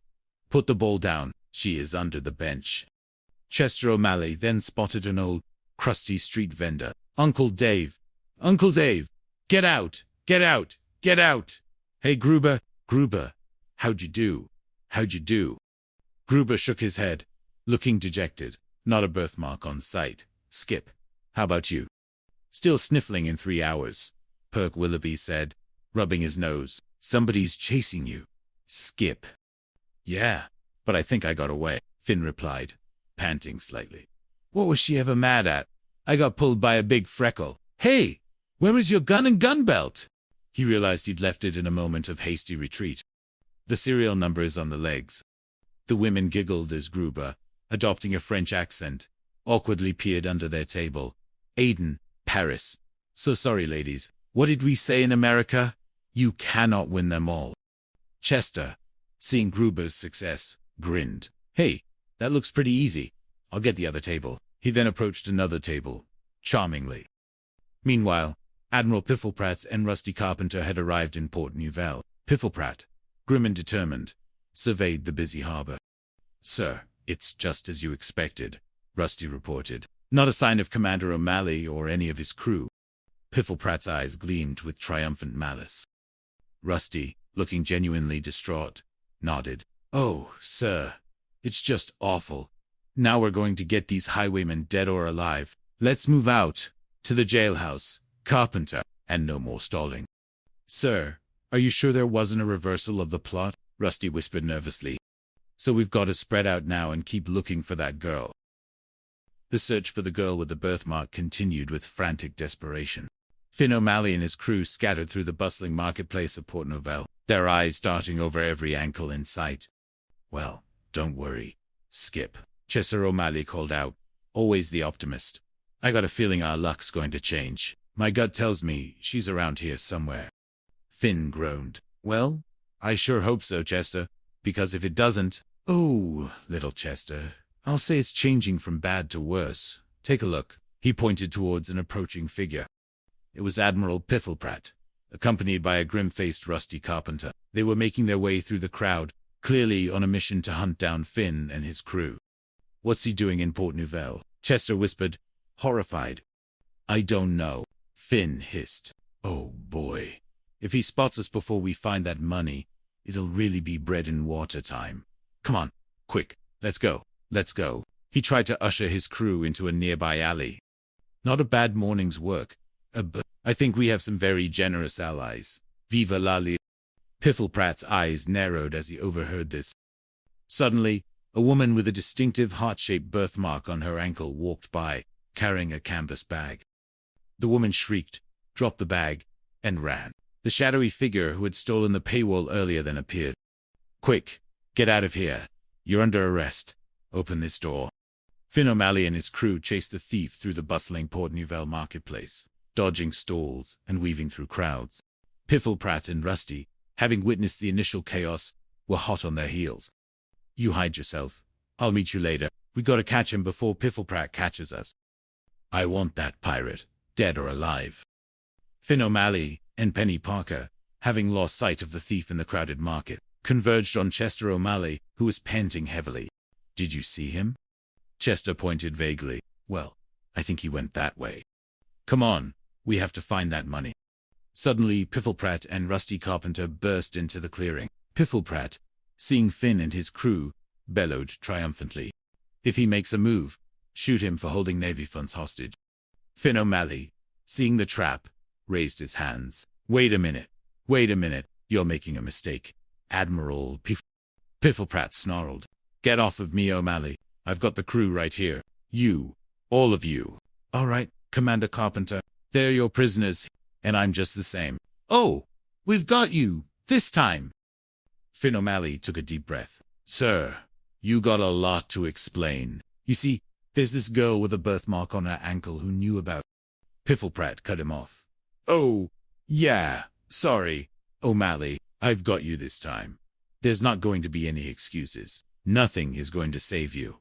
Nothing. You are finished." Just then, a cry echoed through the air. "Hey, Nip Zero, coming in at 6 o'clock. Multiple targets." A Japanese fighter plane suddenly swooped low over the marketplace, dropping a bomb that exploded with a deafening roar near the dock. Panic erupted. "Take cover, boys!" Finn yelled. "Come on, get out of here." Piffle Pratt shrieked. "There they are. They're just there. Keep coming. Don't let them get away. That guy that has his trap. No way to shoot back. We're out with you." Chester O'Malley, oblivious, had climbed atop a forgotten artillery piece, attempting to load it. "Yes, it does," Chester shouted. "All you gotta do is light the fuse." See, he lit the fuse with a match. The antique cannon boomed, firing a shell that, by sheer dumb luck, hit the Japanese Zero squarely, sending it tumbling in a fiery wreck into the ocean. Chester O'Malley stood proudly atop his ancient cannon, a grin on his face. Admiral Piffle Pratt still trembling from the near-death experience. "Everybody okay?" Finn asked, surveying his crew. "Yes, sir," they called. Piffle Pratt, slowly recovering his bluster, began. "And if you think that heroic stunt with that ridiculous cannon is going to do..." Palm trees, with their fronds like hastily constructed grass skirts, swayed languidly in the humid breeze, offering scant relief. It was less a tropical paradise and more a slow-motion descent into madness. Each bead of sweat that trickled down his florid neck felt like a bead of doom. He thumped a fleshy fist on the battered oak desk, causing a loose stack of requisitions to scatter like frightened quail. "Garter belts. Ensign. Garter belts. You are the supply officer here, are you not?" Pipkin Whiffle, a young man whose general demeanor suggested a perpetually startled otter, gulped. His crisp white uniform, usually immaculate. Indeed, the Commodore's face, already puce with irritation, seemed too deepen in hue, a shade akin to an overripe plum. "What a war, Ensign," possessing the charisma of a slightly damp biscuit. "Sir, Commodore." Elroy's voice was a reedy murmur, laced with a familiar tremor of dread. "I just got a message, sir, from a pal of mine at Grand Command Post. A very pressing message, sir." Commodore Boffington glared. "Well, out with it. Fibs. Spit it out. Man, don't chew on the words like they're still hot." "Admiral Ironside."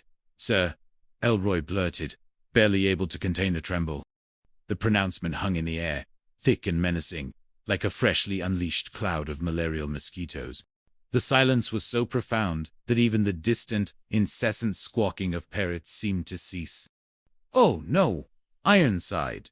Admiral Ironside is coming here." He slammed his hand back on the desk, the scattered papers doing another nervous ballet. "That's all I need. That old bloodhound nosing around, sniffing out every speck of lint and every misplaced paperclip. Do you, either of you, realize what a mess this place is in. Hello, can you hear me? Ensign who can't supply garter belts, and lieutenant who delivers pronouncements of doom. Just then, the clunky bakelite phone on his desk, an antique relic from some forgotten era, began to shriek, slicing through the tension. Buffington snatched it up as if it were a venomous snake.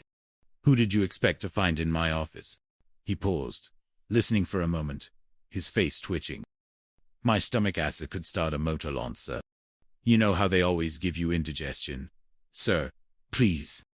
No one would truly understand the depths of my torment. Wait a minute, he murmured, the words dripping with sudden, ominous realization. Oh, yes, sir. Absolutely, sir. An acting base commander would certainly be required in such a dire circumstance. Sir. He straightened, his chest swelling with self-importance, fully expecting Elroy to laud his courage and sacrifice. Instead, Elroy, whose loyalty was often a weapon in Buffington's opponent's hands, blurted out, "Not Commander Quintus Squid Kelsel, sir. Nini McHale's, sir. With Kelsul and his cutthroats in charge of Coral Key Atoll, they will run wild and destroy themselves right in front of the admiral. It'll be an unmitigated disaster, sir. Truly a spectacle." Buffington, who had been preening, deflated with a hiss, his face momentarily contorted in a silent scream of disbelief. His scheme, his beautifully terrible scheme, suddenly coalesced around this accidental truth. A new, even more diabolical glint entered his eyes. Destroy themselves, right in front of Admiral Ironside. Oh, the sheer, unadulterated brilliance of it. It was so awful, so perfectly Buffington-esque in its vindictiveness, that it was truly sublime. He coughed dramatically, a dry, rattling sound that sounded more like a choked pigeon than a human ailment. Elroy Phibbs, a man whose perception of illness was largely informed by melodramatic Victorian novels, gasped dramatically. "Yes, sir. Terribly sick. Commodore. Why, you're as pale as a sea slug, sir. Don't you think you'd better call the medic? Right away, sir. Before you turn completely green, sir. Right away, sir." Buffington barked, pleased with the efficacy of his charade. "Dr. Blim! Dr. Blim! It's Commodore Buffington! Hurry! He's not well. Quick! On the double." He crumpled theatrically into his chair, groaning. "Ensign Whiffle, sir," he whimpered, his voice now a mere thread. "I think I'm going to pay." Pipkin Whiffle, ever litera-minded and still smarting from the garter belt fiasco, jumped forward. "Oh, sir, you're going to pay." He fumbled for his wallet. "Sir, you didn't say to catch you." The Commodore, who had been halfway through a graceful, dramatic slump to the floor, now listed dangerously, caught mid-collapse by Pipkin's ill-timed literalism. He gave a strangled yelp. "You're a stupid no," Buffington shrieked, struggling to right himself. "Thanks, Ensign. Ensign. Thank you, sir. Good old sir." He managed to regain his footing, panting slightly. Just then, the alert Elroy burst back into the office, his eyes wide. "Oh, sir, it's Commander He's coming up the path, sir. This is going to be one of the happiest illnesses of my life, Lieutenant. A triumphant malady, you might say. The most productive sick leave in naval history." He fluttered a hand weakly. "Right now, I believe I need to compose myself for my next bout of suffering." Barely a minute later, the office door, never quite repaired from its myriad previous abuses, swung open to reveal Commander Quentin Squid Kelsel. He was a man whose rugged roguish charm was inversely proportional to his respect for naval regulations. His dark hair was perpetually his uniform perpetually a shade less crisp than mandated, and his grin, a perpetual signifier of impending mischief. Trailing behind him were his equally disreputable crew from Torpedo Tube 73. "Oh, hi!" Captain Kelsel drawled, leaning against the doorframe, chewing on a stalk of long grass. His eyes, keen and intelligent despite their casual appearance, immediately noted the Commodore's rather suspicious lack of visible symptoms. "What's wrong, sir?" "Heard you were looking a bit under the weather, as it were." It's taking a lot of tests. You see, a great many highly specialized and complex diagnostic procedures. I haven't got any answers yet." "Confound it. All I know right now is that I'm in truly bad shape. A shocking, unprecedented state of disrepair. It feels as if my internal organs are attempting to form a marching band, and not a harmonious one at that." He let out another exaggerated wheeze, his face contorting into a mask of pure, self-pitying anguish. Yes, sir, Kelso said, a flicker of amusement in his eyes that only a man of his brazen disposition would dare allow. He stepped forward. Here, I'll do it for you, Commodore. Always happy to assist a fellow sailor in distress. He reached down with surprising force, yanking Buffington's head up by the collar, as if he were hoisting a sack of potatoes. He asked me to do it. Pipkin Whiffle, observing from the side, quickly justified Kelso's actions to no one in particular, sensing potential blame. Wait a minute. Put it down. Put it down. You oaf. Push it down. Push it down. Not like that. You put it down on the road. I got it. Can I break right back? He choked, frantically swatting at Kelso's hands. Wait a minute. Wait a minute. Wait a minute. Lieutenant Phibbs interjected, ever eager to mediate, though never affected. Commander Kelso was just trying to make you comfortable. After all, you know how concerned we are about you, Commodore. Utterly, agonizingly concerned for your precious work. Kelso, maintaining an innocent facade, withdrew his hands. Oh, yes, sir. Take it easy, Captain. Remember how very, very sick you are, sir. His tone was laced with an almost imperceptible hint of sarcastic compassion. Gee, I'm sorry, sir, Elroy Phibbs added, realizing his error and fumbling with Buffington's collar. I thought it was in neutral. Buffington, having finally wrenched his head free, rubbed his neck gingerly, shooting a venomous glare at Kelso. Here, I got it, he snapped. That's all. You menace. You insufferable vagabond. He paused, remembering his script.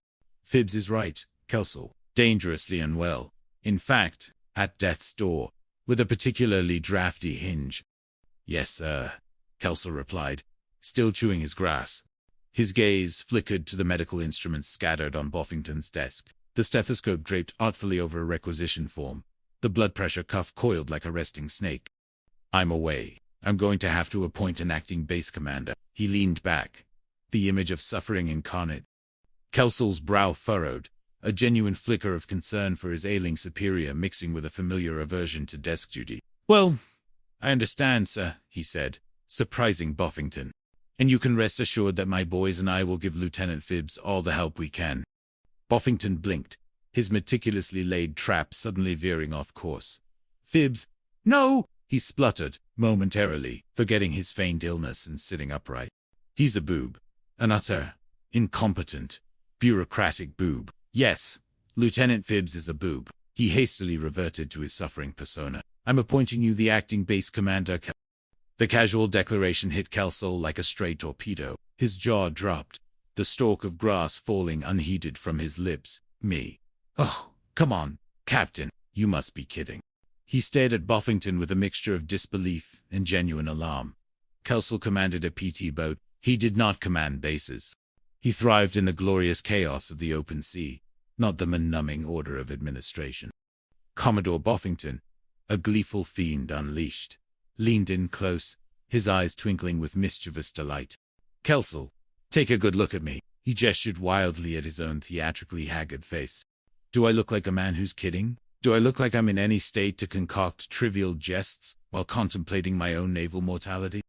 Kelso stared for a long moment, scanning Buffington's face for any tell, any crack in the facade. No, sir, he conceded slowly. But then, a flash of his usual audacity returned.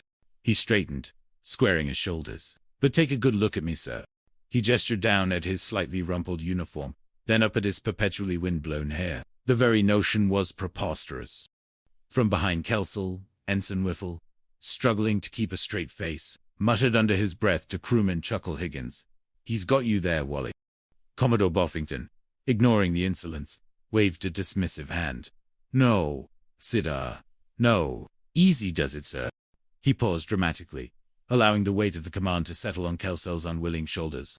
Now, look, I'm a saltwater skipper, sir. I'd be no good behind a desk. My natural habitat is the sea, the smell of diesel, the spray of the waves, the thrill of the hunt. Not this oppressive, documented dungeon of despair. Kelso Buffington stated, his voice softening with an uncharacteristic concern. I wouldn't think of asking you to take on a big assignment like this without some help. No, that would be truly unfair. So, I'm appointing Ensign Whiffle here, acting executive officer. Pipkin Whiffle, whose primary contribution to naval service had so far been losing garter belts and assisting in the physical assault of his superior, stiffened in shock. His eyes widened, his jaw unhinged. He stared at Boffington, then at Kelsall, then at his own trembling hands.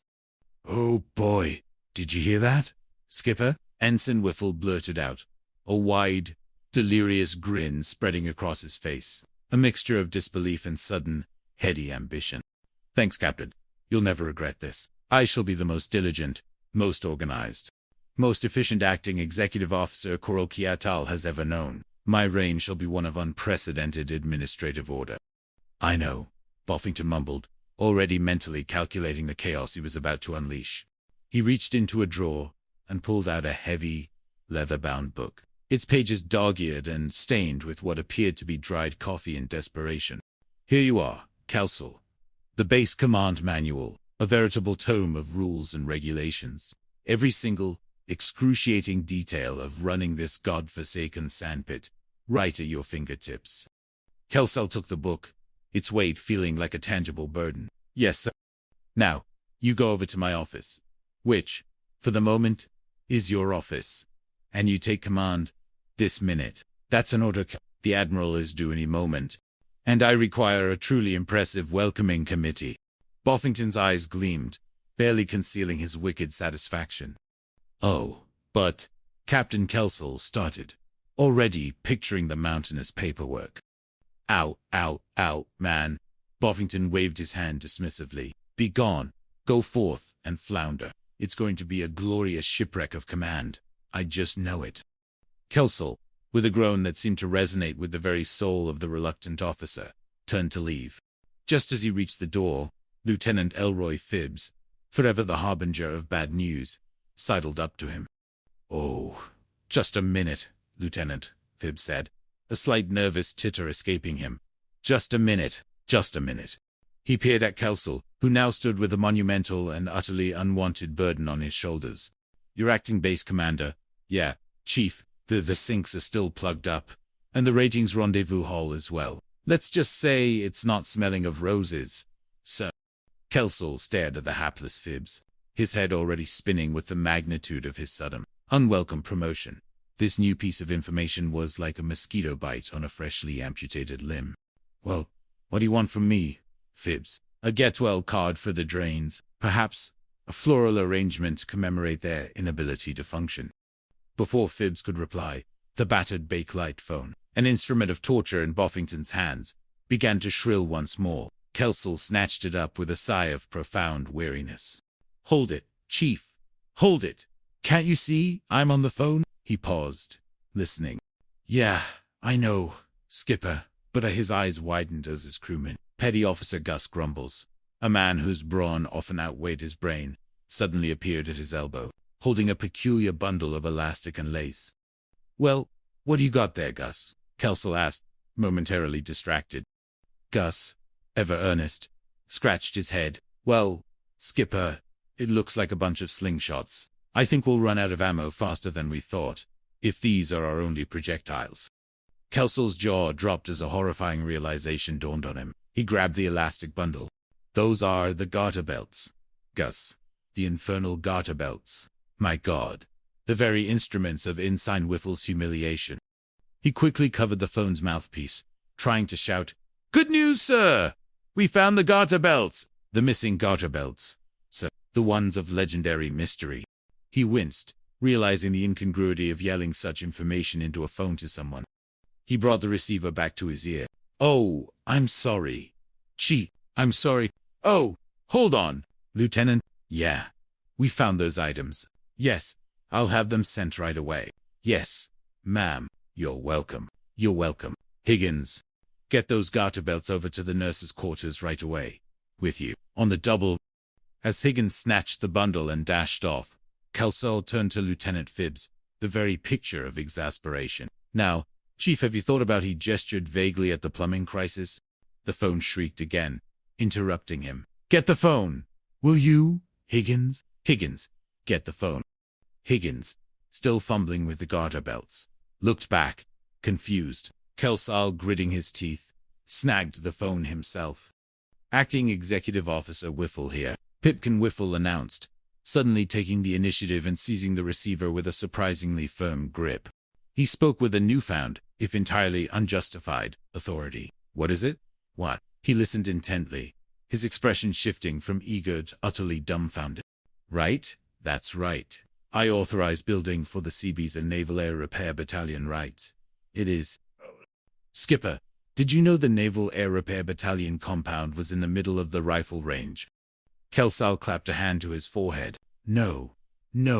Well, tell the Seabees to keep their heads down. Tell them to crouch like crabs in the sand. I'll watch the problems here myself. He wrested the phone from Pipkin's hand. Kelsill here. What? On the radar. Well, track it, and give me a positive identification. Is it a flock of indignant seagulls or something a touch more menacing? Yeah. Roger. Hanson. Roger. And make sure it's not one of Boffington's stray homing pigeons. He hung up, breathing a shaky sigh. Now, what is it? What? He asked, already bracing for the next administrative calamity. Hi, Skipper. The door opened again, revealing Seaman Willie the Whale Wiggins, a rotund and perpetually cheerful member of Kelsall's crew, whose girth was matched only by his boundless optimism. I just wanted to congratulate you on your new job, sir. Everyone back on the boat is buzzing about it. Kelsall slammed a hand on the desk, rattling everything again. And will you keep it down? Will you? Can't you see, we're trying to conduct important business here. Business of the utmost earth-shattering importance. Mind you. He grabbed the phone as it shrieked once more. Right, Lieutenant. Affirmative. Yeah. Your garter belts are on the way. Perhaps by carrier pigeon. Perhaps by hand. Who knows? Willie, completely unfazed, leaned closer. Skip, the boys are not willing to ask your permission to throw a little shindig tonight. A celebration, as it were, to toast your sudden rise to power. Kelsall, his head spinning, heard only shindig and celebration. He exclaimed, slamming the receiver back down. That's what we need around here is a little action, Willie. Some liveliness. This place is stifling with Boffington's bureaucratic ennui. Willie's face lit up. I knew you'd say that, Skip, and we can rake in a pile of dough. Kelsall's temper, frayed by the unrelenting cascade of commands, abruptly snapped. You bird! Can't you see we're busy? Shove off. Will you The admiral is practically on the runway, and I'm drowning in paperwork and misplaced intimate apparel. Get out. Willie, however, mistook the frustrated outburst for a triumphant roar. And we've got your okay, Skip? He asked, a hopeful grin plastered across his face. Kelsall, wanting nothing more than for Willie to disappear, waved a hand expansively. As far as I'm concerned, you tell those boys full speed ahead. A full, unbridled, joyous shindig, as you called it, complete with all the requisite revelry. Thanks a million, Skip. Willie beamed, saluting enthusiastically before turning and literally bounding out of the office. To the moon, Skip. Kelsall sighed, a deep, bone-weary exhalation. Keep me posted. Then, Willie. Oh, I sure will. Willie's cheerful voice echoed back, already halfway down the path. Kelsall stared at the chaos surrounding him. The overflowing interest, the blinking phone, the vague reports of incoming threats. Okay, Chuck, we gotta scramble, boy. Torpedo tube 46 is hot on the tail of and it's not camouflaged with potato peels this time, I hope. The phone shrieked. Kelsall grabbed it again, his head starting to pound like a drummer in a forgotten battle. Hey, incidentally, what a group of one, he said to no one. Ooh, I don't know. I was busy with the supply list. For heaven's sake. Hello again, hello. Let's go, gypsies. Press up the storefront. We're in business, I tell you. He spoke into the phone, half listening, half shouting in exasperation. Meanwhile, back at Torpedo Tube 73's rustic berth, Willie was already in full swing, relaying the good news to the rest of the crew, who had gathered in a semicircle. Anticipation etched on their sun-baked faces. You mean that Skip said it's okay, Gus? Asked Petty Officer Gus Grumbles, his eyes wide as saucers. You bet, Gus, Willie crowed, puffing out his chest. His exact words were, and I quote, tell the boys my orders are all ahead full. A full, unbridled, joyous shindig, complete with all the requisite revelry. Is that a base commander? Or is that a base commander? Men. A roar of approval went up from the motley crew. Well, let's not just stand around. Men, open up shop. One yelled, "You got it." Another shouted, already scrambling to unleash the illicit entertainment they had secretly stashed. "Come on, careful with the hoach. Good. Gus barked orders, his enthusiasm for an unregulated party far outweighing his typical military decorum. Come. You're all looking at me. Come on. Whoa. Seaman, Mike Beale, the group's resident tinkerer, clambered up with a ramshackle sound system. Well, let's go. Take those crumbs. Crewman Chuckle Higgins, already wrestling with a stack of brightly colored grass skirts, grinned. Yeah, me and my lawnmower. Let's go hang those girls, boys. He was referring, of course, to the decorative skirts, though his phrasing always managed to sound vaguely incriminating. All right, men, get your money ready, Willie shouted, already standing on a makeshift stage, addressing a burgeoning crowd of off-duty sailors and native islanders. The most fantastic wing fling of the year is about to start. Give us a little sample, girls. From behind a screen of palm fronds, a troupe of surprisingly professional-looking hula dancers, brought in through illicit means that no one ever dared question, began to sway. They were clearly a far cry from the nurses Boffington had worried about. That's enough. That's too much, Willie yelled, though his wide grin suggested otherwise. Come right this way. Beautiful. He watched, mesmerized, as the dancers shimmied their way onto the sand-swept stage. There they go, wiggling their way right into my appreciative gaze. Meanwhile, miles away, at the edge of Coral Key Atoll's single, short landing strip, a jeep careened to a halt, kicking up a plume of red dust. Commodore Boffington, now fully recovered from his illness, emerged, radiating smug satisfaction. Beside him, Lieutenant Phibbs scurried, looking as though he expected the sky to fall. He's on his way in, Elroy. Admiral Ironsides, Boffington declared, rubbing his hands together. His plane will touch down in a few minutes. So good. Kelsel's reputation is as good as dead. Phibbs, lost to the annals of insubordination. Phibbs, still somewhat befuddled by the Commodore's rapid recovery, blinked. The lost boys of Torpedo Tube 73 didn't let me down. Elroy, well, sir, they turned Coral Key Atoll into a regular Roman orgy, complete with half-dressed girls and everything. A veritable den of iniquity, already in waiting for Admiral Ironside's critical eye. Boffington's grin widened to an almost maniacal degree. Oh, sir, may I go take a look? Elroy asked, his innocent curiosity piqued despite his usual aversion to Boffington whirled on him. Control yourself, Lieutenant. What's the matter with you? Man, have you no sense of professional restraint? Lieutenant Nurse Felicity Wilson should be arriving at Kelsel's quarters every minute now. Another nail in Kelsel's coffin. Phibbs, a most meticulously placed, gleaming nail, if I do say so myself. Back at the raucous shindig, chaos reigned. Torpedo Tube 73's usual haunt, a ramshackle shack on the beach, now served as the administrative hub for the impromptu festival. Crewman Chucker Higgins was busy rigging up a series of twinkling lights from a jury rig. Yeah, Chuck, have this sent over to maintenance, will you? Commander Kelsel called out, fumbling with a wrench. Oh, yeah, all right, Higgins replied, distracted by a new arrival. All sailor. Nurse. All right, pretty nice time to press what you have there. Lieutenant Nurse Felicity Wilson, a woman of impeccable military bearing and surprisingly robust constitution, stepped into the lantern-lit space. She looked around at the scene, the gyrating hula dances, the booming music, the copious amounts of illicit hoach, with an expression of polite bewilderment. Lieutenant Wilson, what are you doing here? Kelsel asked, genuinely surprised. Yeah, you're out of uniform. You should be on duty. Felicity Wilson offered a crisp, professional smile. Commodore Boffington thinks you've been working too hard, Commander Kelsel, and he sent me over to take you for a swim. A refreshing dip in the calming waters of the atoll, he specified. Kelsel stared at her.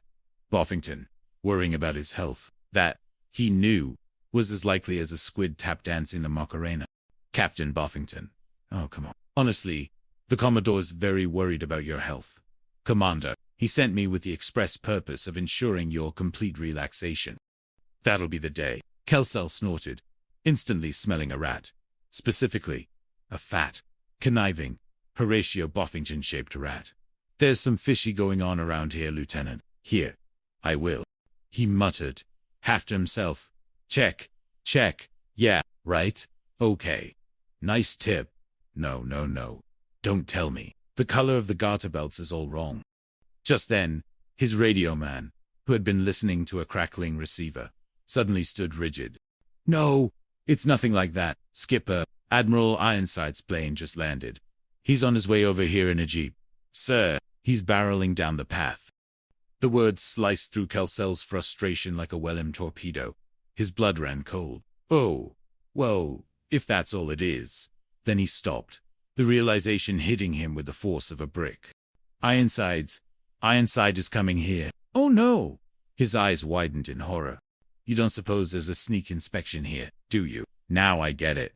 That Boffington is all sitting pretty in that convalescent cove, and I'm left out here in a griddle, about to be He whirled on the bewildered Lieutenant Wilson. But, Commander, I don't understand. All the captain wanted to do was to set me up to be clobbered by the toughest admiral in the fleet, Kelso roared, snatching a broom and waving it menacingly. Girlie, we got work to do. You better get out of here and get out of that suit. Yeah, you better put something else on. You wouldn't want to see her out of here. He gestured vaguely at the swirling mass of humanity and impromptu festivity. Come on. We'll get this place a mess. We got work to do. Give me that book, Gus. The base command manual. The very manual of my impending doom. The scene was a whirlwind of frantic activity. The crew of Torpedo Tube 73, fueled by a mixture of panic and desperate loyalty, sprang into action. They were adept at creating chaos, but dismantling it on short notice was a far more challenging and altogether funnier. Willie the Whale Wiggins, always eager to lend his bulk to any physical task, attempted to shepherd the hula dancers away. Oh, come on, lady. I didn't know it like that in Ironside so well. The guy's throwing a party for him. Where is the good party? Come on. Have a call about your old face. Parole your buck. I need you. I'll tear him limb from limb. Come on. Dance with the hula hotshot. Wiggle your blues away. Parole your buck. Throw him off. Ooh, I skipped. Are you the first dancer on the house? Pick one out. Commander Kelso, meanwhile, was frantically attempting to restore some semblance of naval order, his face a mask of furious concentration. He ripped the compass and base command manual from Gus Grumble's hands, tossing it aside. Gruber, I'm going to turn you inside out for this. What do? Turn off that music. The party's over. Boys. Gus Grumbles, still blissfully unaware of the true gravity of the situation, looked crestfallen. In the office, you gave me a magic word. You said full speed ahead. Oh, I did. Huh, Kelso retorted, his voice rising in exasperation. Well, let me give you another magic word. Gus. Ironside, and he's on his way here right now to haul a blitz and Spectra. Boys, yeah, and to see all the skippers responsible for this spectacle of insubordination. Come on, let's move this stuff out of here, and fast. Let's go. Come on, boys. Let's go. Move it. Get it out of here. Now. The crew, suddenly realizing the true peril, became a blur of frantic energy. Illicit kegs were rolled into bushes, hula skirts were tossed into makeshift hiding spots, and the hastily constructed stage was dismantled with surprising speed. A small native boy, wide-eyed amidst the frenzy, tugged at Gus Grumble's trousers. Hey, Copper Boss, you take us home now! Gus, caught up in the pandemonium, waved him off. Peter, I'm a little busy now, kid. The Admiral is coming, and he's not here for a luau. Just then, crewman Chuckle Higgins, stationed as a lookout, yelled, Hey, Skip, the jeep's coming. Hold me. Jump the torpedoes. The Admiral, he's practically on our doorstep. Kelso's eyes darted frantically around. Higgins, get these girls out of here quick. Come on. But where? Skip. Anywhere. Here. Put them in the Typhoon tunnels. I'll steer the Admiral clear. Go on, boys, and make it quick. The hula dancers, a mix of genuine islanders and a few more exotic, off-duty entertainers, were bundled unceremoniously towards the hidden air raid shelter. "All right, now, goals," Kelsall commanded, turning to Lieutenant Wilson, who was still trying to grasp the sudden, frantic shift in mood. "You and the skipper. Let's move out of here and shake a leg, or, whatever you shake. Get him. All right, come on, all set, all starched." He pushed the bewildered nurse towards the disappearing dancers. Just as the last glimpse of a colorful sarong vanished into the typhoon tunnels, the jeep screeched to a halt outside. Admiral Ironsides, a man built like a granite monument and with a disposition to match, stepped out. He was flanked by his grim-faced aides, his gaze sweeping over the haste, yet still distinctly unnaval. "Okay, all right, brace yourselves, you guys. Here he comes," Kelsall muttered to Pipkin Whiffle, who was attempting to smooth down his already rumpled uniform with trembling hands. Kelsall himself snapped to attention, saluting with an almost comical stiffness, his chest puffed out like a proud, if thoroughly terrified, pitching. "Turn, shut. Welcome to Koroki Atoll. Acting Base Commander Kelsall at your service, sir. It's a distinct honor, sir." Admiral Ironside returned the salute, his eyes, like chipped flint, missing nothing. "At ease, gentlemen." He looked from Kelsall to Pipkin, who was trying to stand so rigidly he looked like he might snap. Pipkin, perhaps hoping to impress, blurted out, and his executive officer, Ensign Whiffle, "Sir, at your command. Completely ready to serve, sir." Ironside's gaze fell upon a peculiar sight. Around Pipkin Whiffle's neck, dangling like an incongruous necklace, was a loop of garter belts, still clutched by him from the earlier chaos. "What the devil is that thing around your neck?" Ironside demanded, his voice a low rumble of incredulity. Pipkin Whiffle's eyes widened further, and he fumbled frantically at the garter belts, his face flushing crimson. It's an old native custom, sir. A token of welcome, you see, for esteemed visitors, sir." Kelsall, fighting to suppress a choked laugh, immediately tried to defuse the situation. "Welcome ashore, Admiral Piranha. Come on my way. Come on, Kelsall," he mumbled, attempting to cover Pipkin's blunder with a nonsensical string of sounds. Ironside simply glared. "Will you stop that gibberish, Kelsall? I haven't come here for native customs or for incomprehensible utterances. Let's get down to business." "Yes, sir," Kelsall snapped, relieved. "Whatever you say, sir. Your wish is my command, sir. The path of naval rectitude, sir." "I heard when I landed that Commodore Boffington was in the Convalescent Cove," Ironside stated, his voice devoid of sympathy. "Oh, that's right, sir," Kelsall replied, trying to sound suitably solemn. "A tragic, sudden affliction. A profound suffering, even as we speak, sir. I'll pay my respects to him first, and then we get on with the inspection," Ironside declared, already turning towards the path leading to the hospital. "Yes, sir. Very good, sir. You can expect a truly dramatic display of his current condition. Sir, Ensign, you and the men report to your stations at once, and ensure the native customs are less prominent." Kelsall scrambled to lead the Admiral, shouting back, "Right this way, sir. The Convalescent Cove awaits your august presence." Meanwhile, at Convalescent Cove, Commodore Boffington lay sprawled in a pristine white bed, surrounded by crisp linens, a picture of manufactured misery.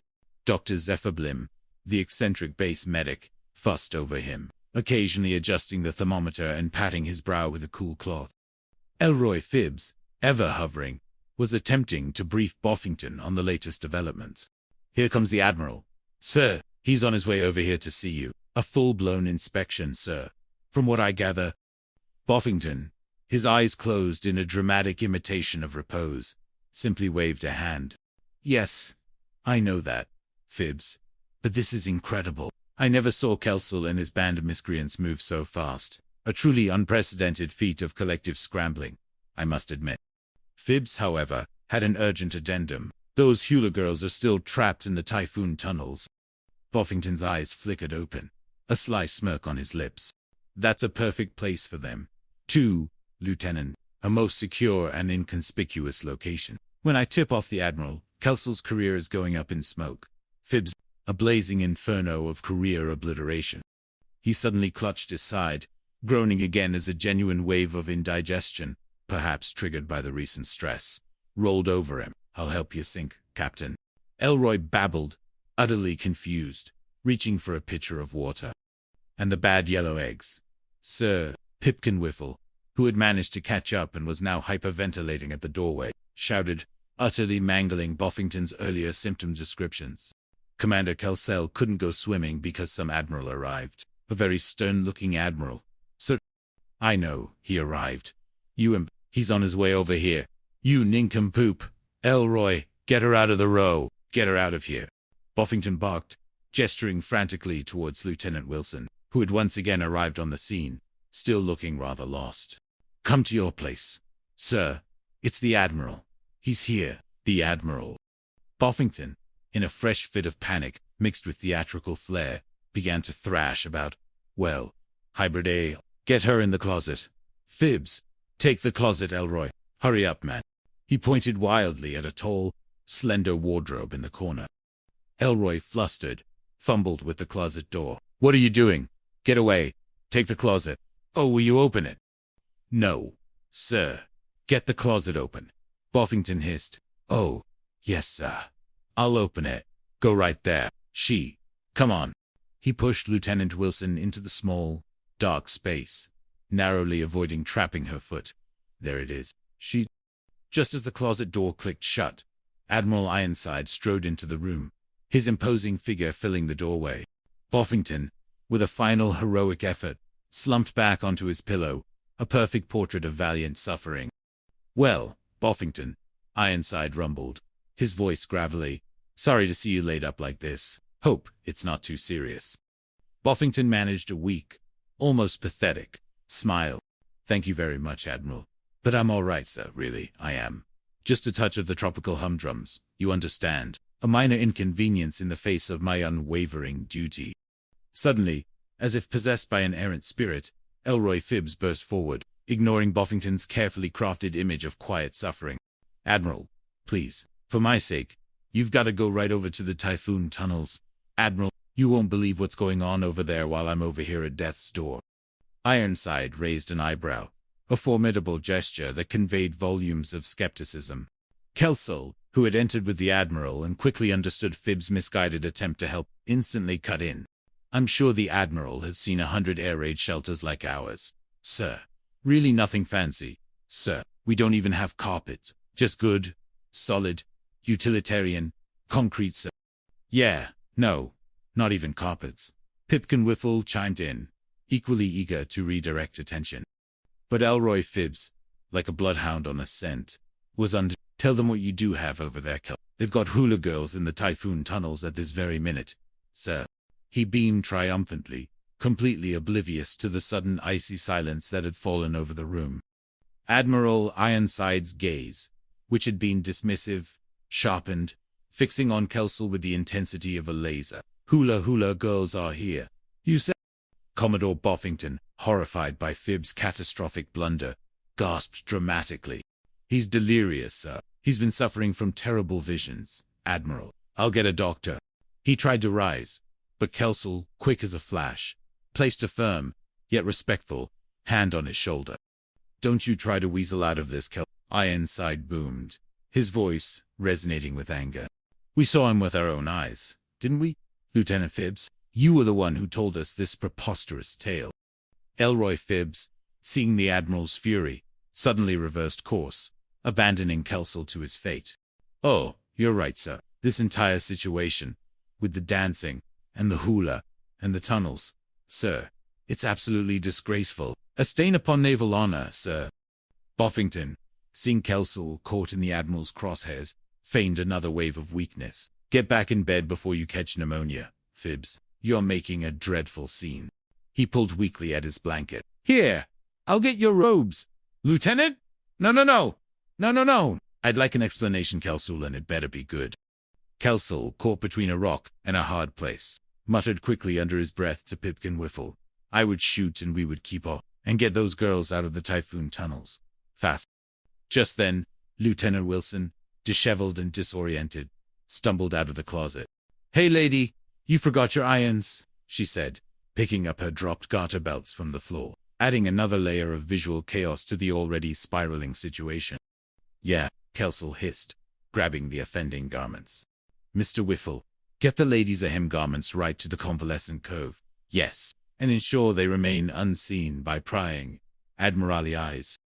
Admiral Ironside, however, was in no mood for He fixed Kelsall with an unwavering stare. Well, Captain, I'm waiting for the explanation, and my patience is wearing as thin as a used dishcloth. Kelsall swallowed hard, his mind racing for an alibi. Yes, sir, but you see, Admiral, he did it. He blurted out, pointing wildly at Boffington. Yeah, he's a terrible person, Admiral. He's always sneaking women around and shoving them in places, especially during a crucial inspection. Boffington, enraged, pushed himself up in bed. But sir, I've never... All right, stop it, both of you, Ironside roared, effectively silencing the burgeoning squabble. Is this a naval base or a madhouse? I don't know what's going on around here, but I'll get to the bottom of it after my inspection, Commander Kelsall.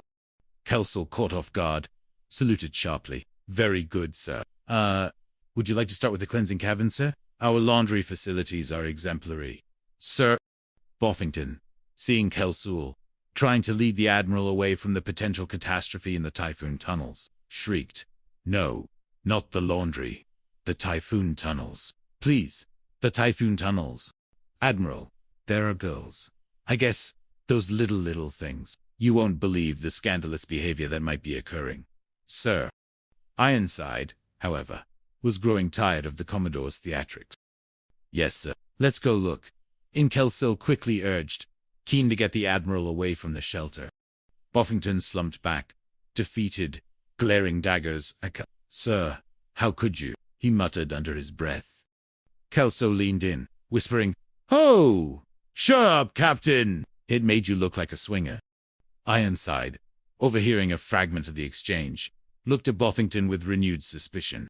I don't understand it, Boffington. If you hadn't suffered a recent battle wound that required mending, I'd swear you're suffering from combat fatigue. An extreme case of the jungle jitters, perhaps. Boffington, ever the opportunist, seized on this. Oh, yes, sir. It's terrible, sir. Because I don't want to talk, but what? Boffington, Ironside pressed, intrigued. Well, meet me, sir. Boffington whispered, feigning a sudden burst of confidentiality. The captain's been having all kinds of terrible hallucinations about girls. Sir, he thinks he sees them all over the place. Sir, everywhere, Admiral, under every rock, behind every tree, inside every well, every closet, sir. Ironside paused. Well, I saw the one in the closet. Boffington, his eyes narrowed. Boffington, panicking, quickly tried to redirect. Oh, yes, sir. Shall we head for the cleansing cabin, sir? Most sanitary. No, Ironside said, his voice slow and deliberate, laced with a new, dangerous curiosity. Just out of curiosity, I'd like to start with the Typhoon tunnel, and it better be ship-shape Kelsall, or heads will roll, I promise you. Kelsall's heart plummeted to his boots, but he managed a tight smile. Ship-shape, sir. Right, this way, sir. Utterly impeccable, sir. He shot a desperate glance at Pipkin Whiffle, who was already running ahead to warn the hidden hula dancers. Admiral Kelsall began, desperately attempting to explain Boffington's behavior. You know yourself, sir, that the captain hasn't been himself lately. He's a bit highly strung. Ironside simply waved a hand. Sorry, Kelsall, but the least I can do is give him the benefit of the doubt. Let's go. Yes, sir. Be careful, sir. After you, sir. Watch your head, sir. Kelsall stammered, frantically trying to slow the Admiral down, praying for a miracle or, failing that, an earthquake. Meanwhile, back at the convalescent cove, the moment Admiral Ironside departed, Commodore Boffington sprung from his bed, a man entirely cured. He glared after the retreating figures, a dark fury in his eyes. They're getting away. Stop those bushes. I can get to the Admiral about this. He dashed out of the room, only to be confronted by Dr. Zephyr Blim, the base medic, who had returned with an enormous syringe. Well, afternoon, Captain, Dr. Blim said, his eyes twinkling. Going somewhere, are we? Yes, sir, Boffington snapped, still trying to get past him. As a matter of fact, I am. An urgent matter has just come up. Doctor, of paramount national security, I assure you. Dr. Blim shook his head slowly. Well, I'm very, very sorry, Captain. But as your physician, I'm ordering you back to bed. Now, before you exacerbate your highly theatrical yet curiously debilitating condition. He held up the syringe, a glint of genuine medical intent in his eyes. Now, wait a minute, Doctor. Wait a minute. I'm as healthy as you are. In fact, I'm probably healthier. Buffington protested, recoiling from the gleaming needle. I made this whole thing up. The illness, the delirium, the feigned fragility. It was all a brilliant ruse to unseat that rogue cow. Dr. Blim clucked his tongue disapprovingly. Yes, on the contrary, Commodore, your recent tests, the ones I diligently performed while you were suffering, show that you're suffering from high blood pressure, acute and hypertension, all of which are perfectly genuine. I might add, a stress-induced malady, if ever I saw one. Oh, hypertension.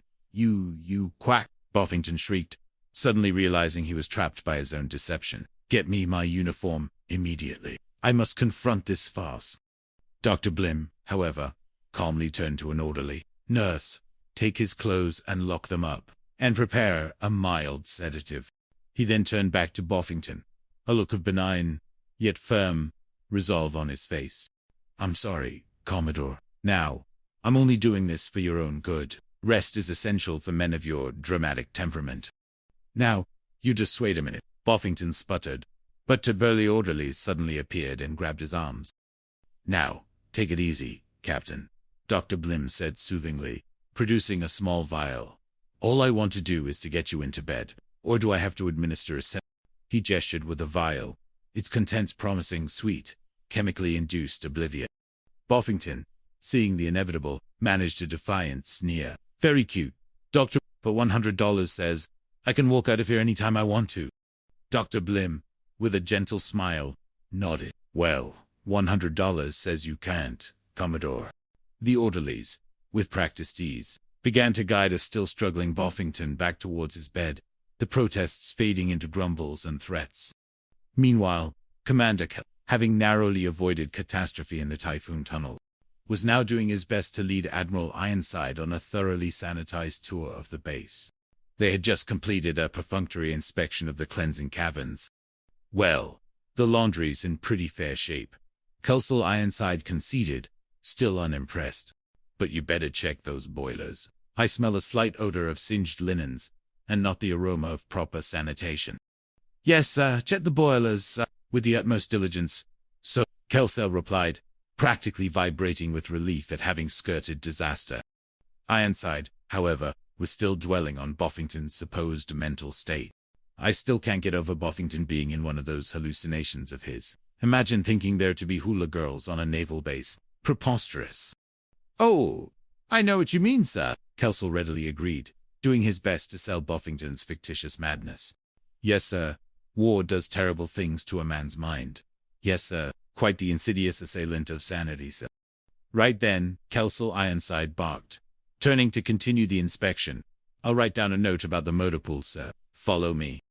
Back at the convalescent cove, the sedative was slowly taking effect on Commodore Buffington. He lay prone in his bed, his thoughts swirling in a muddled haze. If I can crawl to the Admiral on my hands and knees, he thought groggily, I will expose Kelsell's. Just then, his door swung open, and the hula dancers from the Typhoon tunnels, having been released by Pipkin Whiffle and now desperately searching for an escape, burst in, looking for a way out. Hey, pocket boy, it's cold in here, one of them complained, shivering dramatically. Elroy Phibbs, who was now guarding the door, nervously fumbled for something. Yeah, well, here, wrap these around you, he offered, producing Buffington's thick-wool dressing gown and a pair of long... Oh, sorry. Well, we don't wear grass, you know. Another dancer replied, clearly bewildered by the peculiar offerings. Never mind. We go home now. Don't want big trouble with the Admiral. Pretty mind. Yeah. Well, so long, Phibbs mumbled, completely out of his depth. Hey, wait a minute. Wait a minute. Buffington, with a Herculean drug-addled effort, roused himself. His eyes, though still glazed, had focused on the scantily clad figures. You can't go out there until I scout around. Now, get back over there. Oh, and I'm telling you, I'll stay there. He attempted to leap from the bed, but his legs, heavy with sedatives, betrayed him, sending him sprawling to the floor. As he thrashed about on the floor, the hula girls scattered in a panic. Buffington, in his semi-conscious state, mistook a nearby bush for a fleeing dancer. "Come on out of those bushes. I know you're in there, you saucy minx," he roared, wrestling with the foliage. Just then, Admiral Ironside, having inexplicably doubled back with Kelso in tow, rounded the corner. He stared in disbelief at the sight of Commodore Buffington, clad in a ridiculous seaman's uniform, wrestling with a bush. "Hey, sailor!" Ironside barked, his voice filled with thunder. "What are you doing sneaking up on an officer like that?" Buffington, startled, snapped to a groggy attention, saluting the bush. "I was merely apprehending a particularly aggressive shrubbery." So Ironside's eyes narrowed further as he recognized the figure on the ground. "Oh, it's you. It's Buffington. Are you... what's your name?" "Buffington, sir. Commodore Horatio, your lord and master in the flesh, though slightly disheveled flesh, sir," Buffington declared, still struggling to untangle himself from the plant. "Yes, sir." "Oh, I'm sorry, sir," Elroy Phibbs blurted out, stepping forward. "Boy, old Ironsides, sure was rough on you. Busted you all the way down to a seaman, huh? Well, if anybody gets busted around here, it's going to be you, Phibbs. Right in the snoot. You get busted," Buffington shrieked, finally disentangling himself and glaring at Elroy. Then, remembering his mission, he pointed a trembling finger. "Where are the girls, Kelsey? Where are they? Where were—" Kelsey simply looked blank. "I don't know." "What girls are you referring to, sir?" Buffington, enraged by Kelsey's feigned ignorance, launched himself forward, grabbing the younger officer. "Oh, now, get your hands off of me, you nitwit. No girls. I see that girl. You'll get in there. I'll be with your hands for this burger. I remember that. Admiral, I've been hanging on the laundry shack. You, Admiral." He pointed a frantic, accusing finger at Kelsey. "What in blazes, Buffington?" Ironside thundered, stepping forward. "What on earth is the meaning of this unseemly display?" "Admiral," Kelsey interjected, stepping in front of Buffington, a look of profound, yet feigned, concern on his face. "Easy does it now, sir. Remember, he's been under a terrific strain. His delusions are particularly vivid today, I'm afraid." "Are you a fool, Admiral Ironside?" Buffington shrieked, desperately trying to get past Kelsey. "It's me.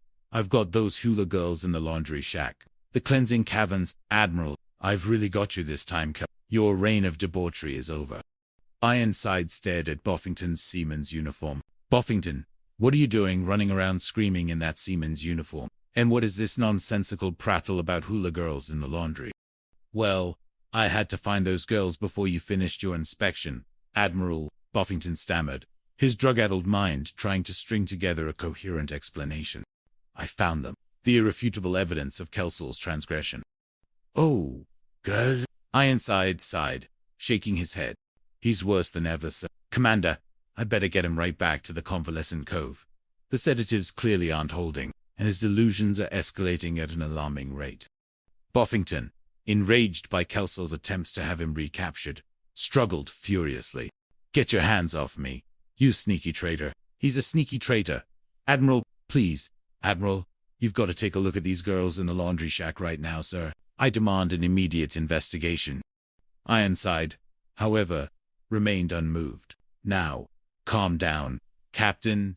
Everything's going to be all right. Of course, we'll look in the laundry shack, and then we'll go back to the convalescent cove and take a nice nap. A long, well-deserved nap." He gestured to his aides. Buffington suddenly slumped, defeated. "You're going to get us," he muttered weakly. "Oh, me.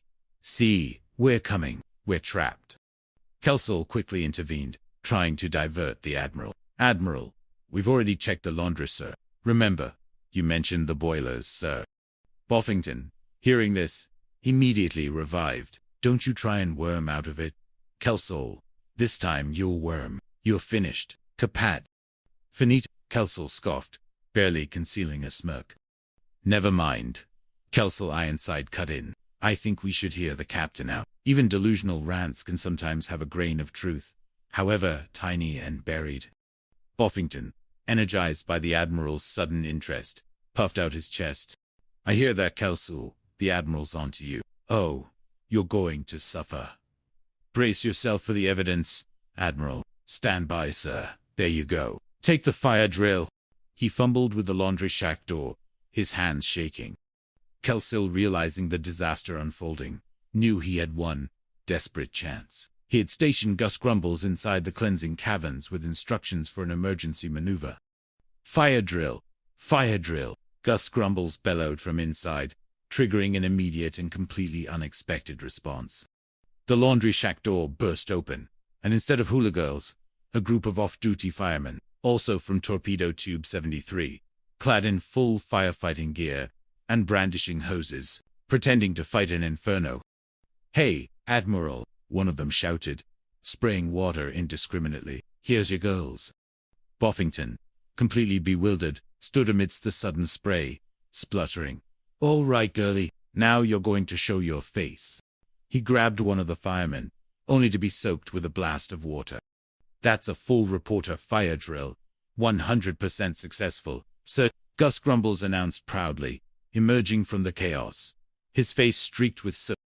Ironside, completely drenched and furious, turned to Boffington. I'm sorry, Admiral.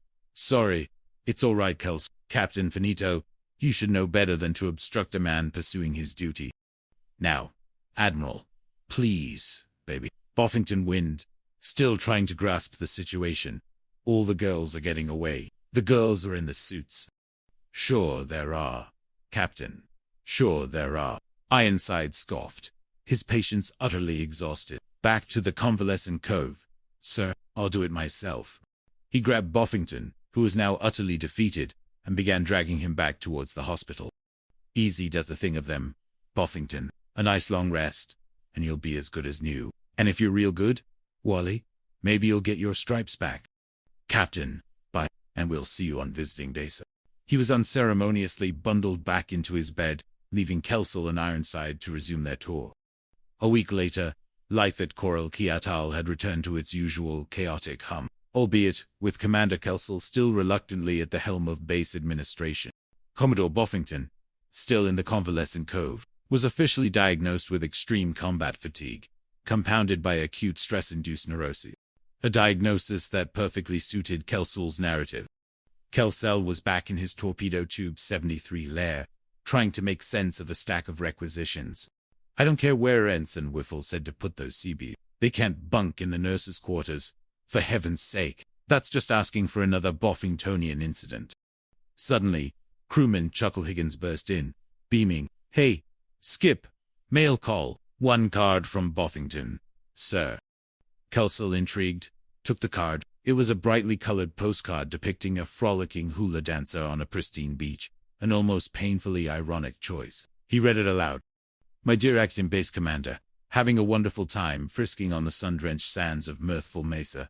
Can't thank you enough for following me up like this. Ever so fondly.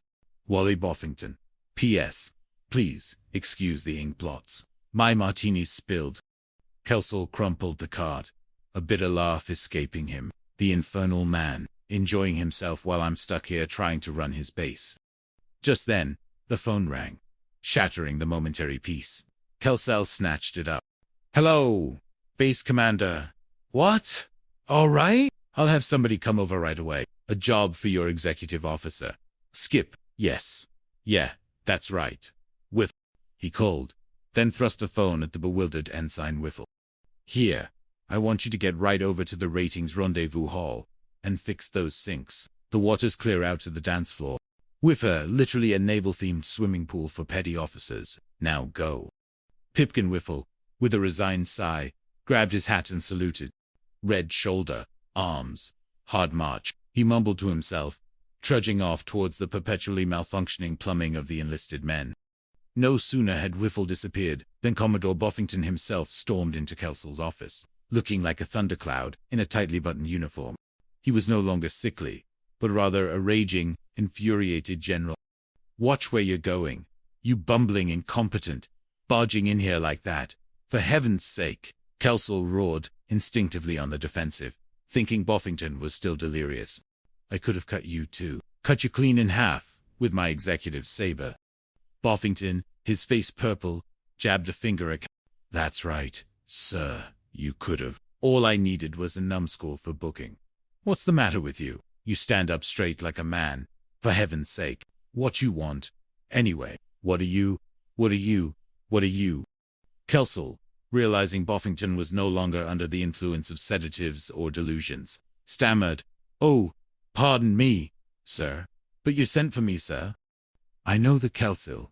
Why else would you be in here? To offer me a floral tribute to my good health. Now, I've just received a call from the admiral. We are to expect a visit from a very important person here. A very, very, very important person indeed. Kelsall, he is no less than the Sultan Alistair Al-Marine of Mariani." Kelsall blinked. A sultan. On Coral Key Atoll. This was a new level of absurdity, even for this base. Huh? Boffington leaned in conspiratorially. "The Nips are threatening to attack his island, so one of our planes is bringing him out, along with his 3 daughters. 3 beautiful, highly esteemed princesses. Imagine the diplomatic implications." Kelsall's eyes widened, a slow smile spreading across his face. "Oh, a sultan and 3 princesses. Sir, oh, what a feather in our cap here at Coral Key Atoll, sir." Boffington, seeing Kelsall trying to take credit, quickly corrected him. "Our cap? Oh no, sir, excuse me. Your cap, sir. This feather, Kelsall, belongs squarely in your cap.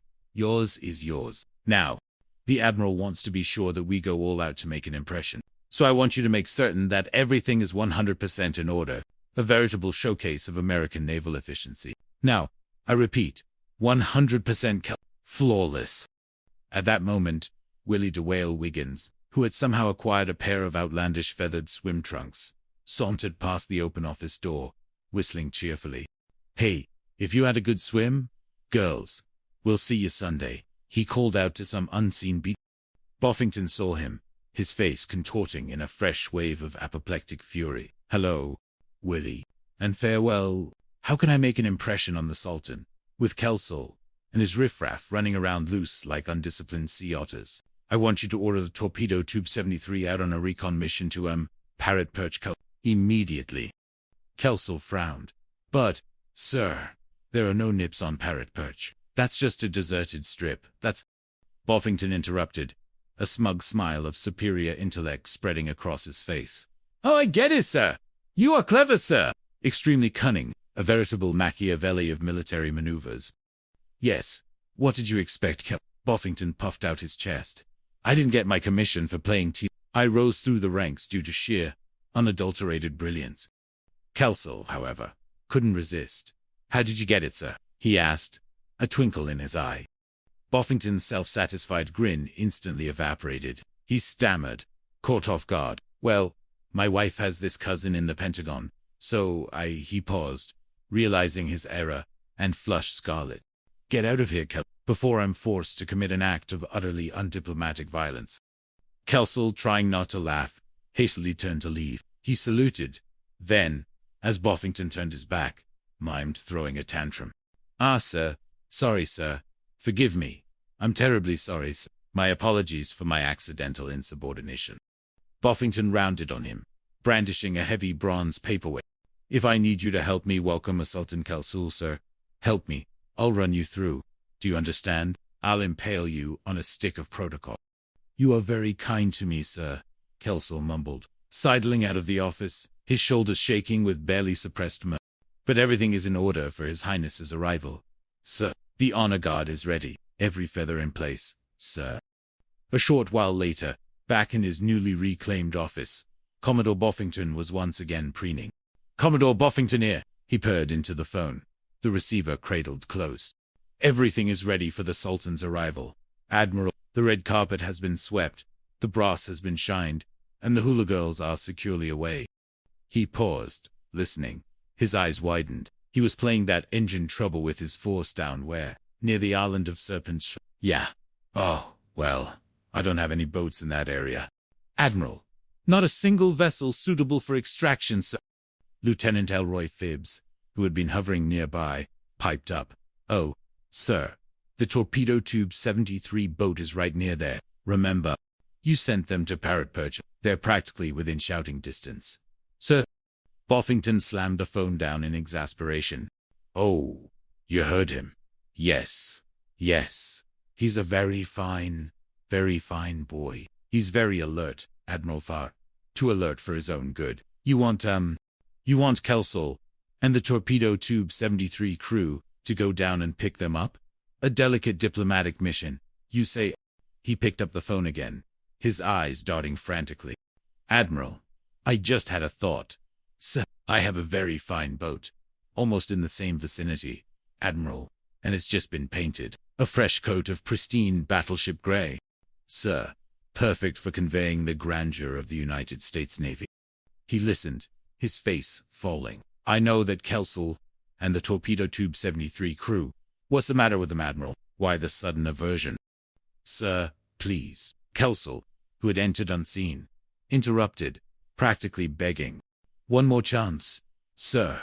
One more chance. Yeah, instead of a dull recon, we get a chance to rescue a sultan and his royal daughters. It's an adventure, sir. A story for the ages. Boffington glared at Kelsall, but the Admiral was still on the line, demanding a swift rescue. Kelsall's plea had hit at just the right moment. There's that dame, Gus grumbles, ever oblivious to the gravity of a diplomatic rescue, muttered to Willie the Whale Wiggins, who was trying to look respectable for once. She! Knock it off, Kelsall hissed, grabbing Gus's collar. All right, spread out. Boys, spread out. Hold it, make us look presentable. Moments later, torpedo tube 73, sleek and powerful, was cutting through the sapphire waters towards Serpent's shore. Suddenly, Kelsall spotted a small, overturned vessel and several figures clinging to the debris. Higa, one of the shipwrecked sailors called out, relief evident in his voice. I'm sure glad it's you, instead of the nibs. A regal figure, impeccably dressed despite his ordeal, was helped aboard. Your Highness, Kelsall said, attempting a formal address. It's all right. Our rescue party's arrived. We're here to help. Willie the Whale Wiggins nudged Gus. Hey, boy, a real-life sultan. What are we supposed to do? Bo, which way is Mecca, Gus? Kelsall shot them a withering glance. Greetings, Your Highness. Greetings, sir. My name is Lieutenant Commander Quentin Kelsall, sir, and my crew and I are here to serve you. He made a surprisingly deep, respectful bow. The Sultan Alistair Al-Marine, a man of profound dignity and an air of quiet authority, regarded Kelsall with shrewd eyes. Thank you. I am Kareem. These men here with you. Commander, are they to be trusted to transport a priceless cargo? He gestured towards his 3 daughters, who were being helped aboard, their silken robes somewhat bedraggled, but their bearing still majestic. As the first princess, a vision of exotic beauty, was assisted onto the deck, Pipkin Whiffle, utterly starstruck, breathed out. Wowie wow. The Sultan's eyes narrowed, a flash of irritation in their depths. Kelsall quickly elbowed Pip. I heard that, young man, the Sultan snapped, his voice, though soft, carrying an undeniable edge of imperial displeasure. I forgive you for your ignorance of the customs of my country. Were you in Mariani like a chicken? Do you find my daughters amusing? Ensign, is this the behavior of American allies? Kelsall immediately stepped forward, bowing profusely. Oh, well, now, wait a minute, Your Highness. He didn't mean any harm. You see, in our country, wowie, an expression of profound, almost religious, admiration for feminine beauty, like a poetic exclamation, if you will. The Sultan, however, remained like a chicken, Commander. No, I think not. The next man who dares to debase the dignity of the princesses will answer to me, and me alone. His voice, now colder, brooked no argument. One of the princesses, a woman of striking elegance and fierce eyes, stepped forward, she added, her voice equally sharp. Kelsall gulped, ushering his awestruck crew to attend to the Sultan's baggage. All right, you guys, go get them luggage. This way, Your Highness, ladies, Your Highnesses, boys, I think we will fill no debate, just bowing, sir. The Sultan, a slight, almost imperceptible smirk playing on his lips, watched the frantic crew. Well, You run a tight ship, Commander. Rather an interesting craft, I must say. If my country had a navy, I would certainly include a fleet of these. The important thing is to maintain control of the boat at all times. Your Highness, Kelsel explained, keen to impress. See what the wind.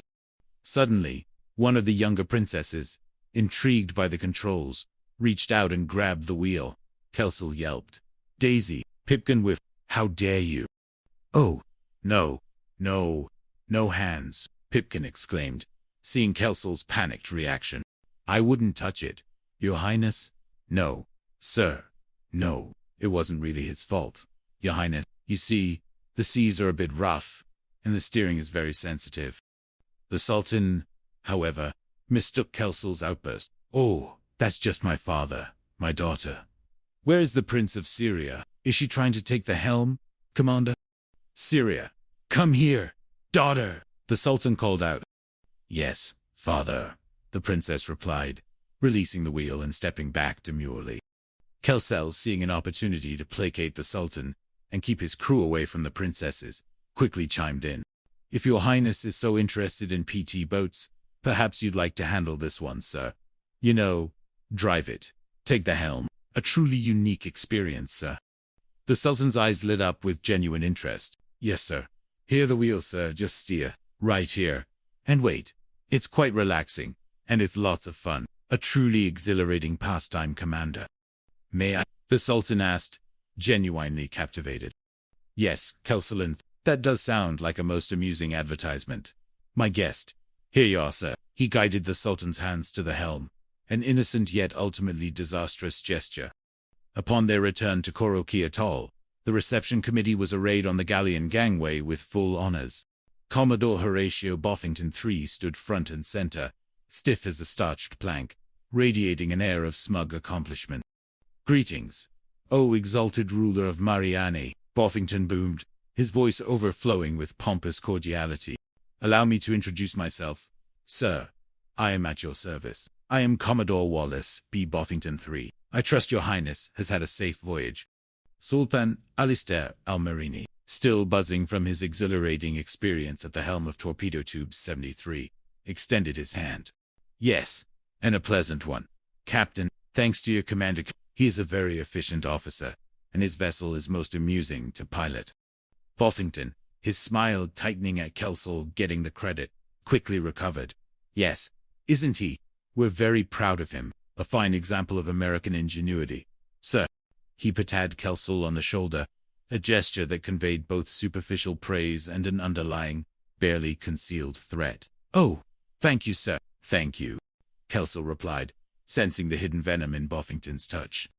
And now, Your Highness, Boffington continued, eager to assert his own importance. If you and your daughters will accompany me, I'll be glad to show you your quarters. I'm sure you're going to find them very satisfactory. Present. Good. He motioned for the royal party to follow. Later that evening, back in the familiar, slightly oily confines of the Torpedo Tube 73 lair, Kelsel recounted the day's events to his amused, yet restricted. Hey, Skip, how'd you wrangle that dinner invitation? Gus Grumblers asked. Ever direct.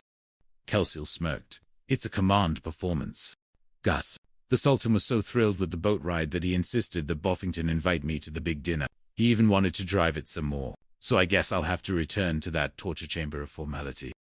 Willie the Whale Wiggins, always practical, offered a suggestion. You'd better bring along a food taster, Skip, just in case Boffington tries to redecorate your insides with something toxic. Crewman Chuckle Higgins nudged Gus. Hey, Skip, if you get a peek at the girls, tell us what they look like, huh? Are they as pretty as they seemed on the boat? Kelsel glared. Never mind the girls. You guys are restricted to the base. Higgins, you're in charge here, while I endure diplomatic night. Right. Skip Higgins saluted smartly. I'll keep an eye on them. Man, starting now. Willie grumbled, stretching out on a bunk. Had a good time.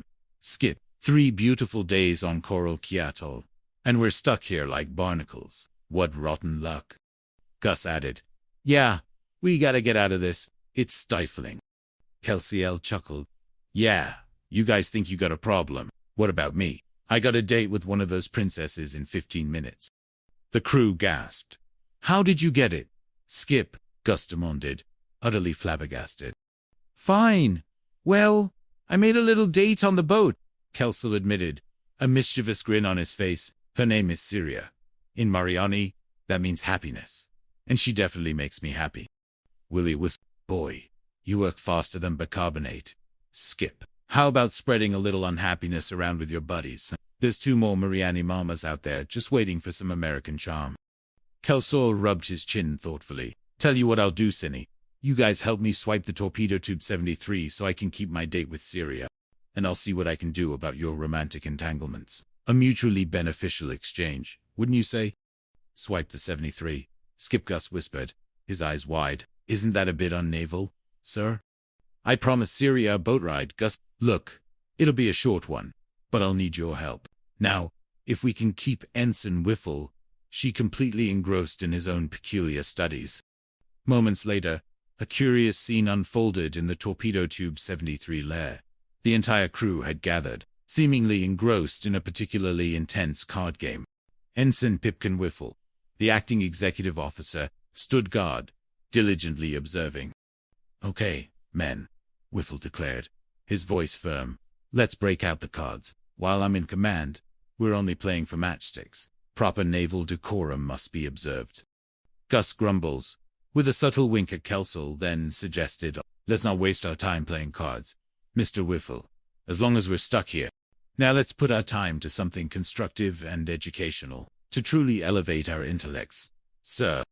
Pipkin Whiffle, ever the diligent, if naive, academic, immediately perked up. Well, sir, we'd all be very grateful if you'd refresh our battle-weary minds on the nomenclature of the .50 caliber machine gun, a vital piece of defensive equipment, sir. Kelsiel barely managed to suppress a laugh. Boy, I'm really proud of you guys. That's real Navy, learning while you will learn. Chuckle Higgins, taking his cue, added, as a matter of fact, sir, we'd appreciate it if you'd demonstrate to us how to take it apart. Blindfolded, sir. The true test of a master gunner. Willie the Whale Wiggins chimed in. Yeah, let's do it, Mr. Witt. I'll bet 6-5 you can do it. 10 solo. I don't want to brag, but in OCS, I made you them blindfolded. Pipkin, suddenly confident, puffed out his chest. We used to do a lot of things blindfolded in officer training. You know, saying lots of important words and such. He grinned nervously. Wait, you're right there on the tank. Now, let's start out any time you want, Mr. Witt.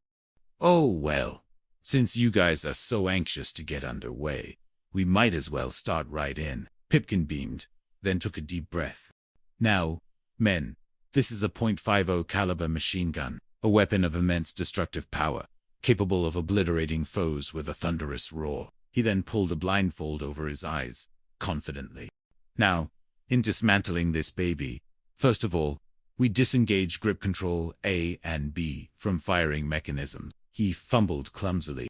Boy, that's a dangerous part. Well, maybe I better start with the trigger mechanism. Men, this is a trigger. He grabbed the gun, only to accidentally tap it on a coffee cup. No, it's a coffee cup. My apologies. A minor misstep. Kelso, seizing his chance, slipped away while Pipkin was thoroughly distracted by the nuances of blindfolded weapons assembly. Just as he reached the torpedo tube 73, he heard a delicate voice call out. Well, who's that? Princess Syria, cloaked in a borrowed, inconspicuous wrap, had arrived early for her rendezvous. Just a passing boat, Kelsio called back, hoping no one else heard. He slipped aboard the boat and greeted the princess with a wide smile. You're doing great, Mr. Whiffle, Gus Grumbles shouted, covering Kelso's departure, the very epitome of precision. Thanks, Gus, Pipkin replied, clearly flattered. Why don't we start with the bell? He meant the barrow, but no one corrected him. Princess Syria, Kelso said, taking her hand as she stepped aboard. Hi, I'm here. You are Syria, aren't you? Hello, Angel. Oh, you're Syria. All right, come back down. I'm sure to bring sister back in time for dinner, if father finds out about this. Syria, her eyes sparkling, leaned in. I know, but it's worth it. This clandestine adventure is far more exciting than endless diplomatic dinners. Back at Commodore Buffington's quarters, the diplomatic dinner was well underway. a stifling affair of stilted conversation and lukewarm rations. Boffington, ever the gracious host, turned to Sultan. I'm indeed flattered, Your Highness, that you and your charming daughters have accepted my invitation to dinner, a truly singular honor for Karuki Atoll. The Sultan gave a slight, polite nod. It is our pleasure. Your hospitality is noted. Your slightest wish is my command, Your Highness, Boffington gushed, leaning forward with an obsequious grin. Is there anything else I can do for Your Highness's pleasure? Anything at all, no matter how trivial or grand. The Sultan paused, a glint in his eye. Now that you mention it, Commodore, I did particularly enjoy steering Commander Kelsel's boat this afternoon, a most invigorating experience. Boffington's smile instantly faltered. Oh, the boat you liked. Oh well, maybe you'd like to take another ride before dinner. Perhaps a gentle cruise around the lagoon. A scenic exploration of our humble atoll. His brain, calculating rapidly, realized this was a golden opportunity to further incriminate Kelso. You do me honor, Commodore, the Sultan exclaimed, clearly pleased. Boffington, practically rubbing his hands together in glee, snapped at a nearby aide. Oh, yeah, you heard it, Fibs. What are you standing there for? Get the boat, Kelso. Oh, the boat. All right, so it's over at the island there, if you'll excuse me. Sir, I'm going to get the boat. Your Highness's wish is my command. He practically scurried out, a maniacal grin plastered on his face. Meanwhile, back in the torpedo tube 73 lair, Ensign Pipkin Whiffle was nearing the triumphant conclusion of his blindfolded .50 caliber machine gun assembly. Last but not least, he declared, proudly locking a component into place. We lock the firing pin to the trigger mechanism. That's it. I knew I had it. That's good. He took off his blindfold with a flourish. Gus Grumbles clapped him on the back. It looks like a meeting pin. A triumph of naval engineering. Well, the signal to efficiency is practice, boys. Constant, dedicated practice. Pipkin beamed. Don't take it off yet, sir. We forgot the time you took to complete the task. Now, once more for the record. Pipkin, eager to further demonstrate his prowess, adjusted his blindfold. That's a good idea. Well, at this time, I'm going to make it tougher. I'll do it backwards. Men, the ultimate test. Just then, the phone rang, shrill and insistent. So, get that, will you, Willie? Pipkin asked, still blindfolded. Tell whoever it is, I'm on official business, highly important, blindfolded official business. Willie answered, then turned to Pip, Amanda Kelsel's group. Oh, it's you, Skip. Yeah, Mr. Whiffle. Kelsel's voice crackled over the line. He's right here. What's it going to tell him that for, Willie? Gus hissed. Oh, is it the Skip? He'll find out the boat's gone with Syria. Willie quickly put his hand over the receiver. Hey, Mr. Whiffle, don't even take that blindfold off, sir. We'll just stop the clock and continue after you hang up the phone call. He then gently guided Pipkin towards the receiver. Hey, I'll lead you right over to the phone, sir. You're doing magnificently. All right, Willie, Pipkin said, shuffling forward. Poor leader. Skip, this is Ensign Whiffle. Everything's under control, sir. A paragon of order. Ah, good, Kelsel replied, trying to sound normal. Now, I hear this. The Commodore wants the 73 over here at Galley and Gangway right away. The Sultan wants to do some more steering before, dinner. He finds it most exhilarating. Pipkin Whiffle paused, his blindfolded face still full of earnest concentration. Steered again. Well, how do you like that? Skip, the Sultan wants to steer the boat again. Last time, he nearly wrecked it. Mr. I'm afraid the Sultan can't have the boat. It's not here. There was a moment of silence on the line. Then Kelsel's voice, a tight, controlled growl, came through. Hey, good. Skip. Gus came up with a great idea. The Sultan can't steer the boat. It's not here. It's not there. Oh, heck. Kelsel was obviously struggling to sound positive. Oh, wonderful. Wonderful. Then it's all settled. Put Gus on the phone right away. Gus. Gus grumbles, his face paling, took the receiver from Willie. Here, Skip. Oh, Gus, I want the facts. Exactly where is my boat? Kelsel's voice, though still suppressed, radiated pure, unadulterated fury. Well, Willie took the boat out for a little spin with Princess Syria, Gus blurted out, sacrificing Willie without a moment's hesitation. They're enjoying the open waters. What? Kelsall roared, the sound echoing ominously down the phone line. Oh, yes, sir. Look, I'll try to stall as long as I can, Gus. But you get that boat over here, and I want that princess back in her quarters. On the double. Or else. Do you understand? Oh, or else. He slammed down the phone. Commodore Boffington, still in the throes of preparing for the Sultan's boat trip, approached his radio man. Yeah. Oh, there's a crew for you, sir. Those boys are really on the ball. Never a moment's. His radio man simply stared at him. Oh, my clothes are on the ball. Commodore, perhaps you've had a touch too much sun, sir. Boffington ignored him, still rubbing his hands together. Well, you know, we get going to the darkness. Yes, I'm looking forward to getting back behind the wheel with the Sultan. Another invigorating demonstration of novel might. Yes, that will be fun, sir, the Sultan said, appearing mysteriously behind Boffington, startling him. And, sir, speaking of fun, I wonder if you'd mind taking a moment to explain this gadget, sir. He pointed to Boffington's elaborate, long-stemmed smoking pipe, a constant companion. I've been watching you smoking it. Is it difficult? Boffington, ever eager to display his refined habits, preened, not at all. Your Highness, it has an extra stem. Would you care to try it? A ceremonial Mariani pipe-smoking experience. Perhaps. Try it. The Sultan's eyes lit up. Oh, yes, yes. I'd love to. An interesting cultural exchange. Boffington, already imagining Kelsall's reaction, quickly involved the suffering Elroy Phibbs. I'm sure Lieutenant Phibbs would, too. Wouldn't you, Phibbs? Phibbs, who detested smoking, forced a weak smile. Love it, love it. The very essence of aromatic enjoyment, sir. Well, you first, sir, Boffington urged, offering the extra stem to the Sultan. Ooh.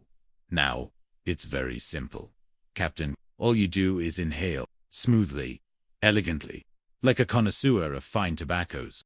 The Sultan took a long, experimental puff, then immediately began to cough, his eyes watering.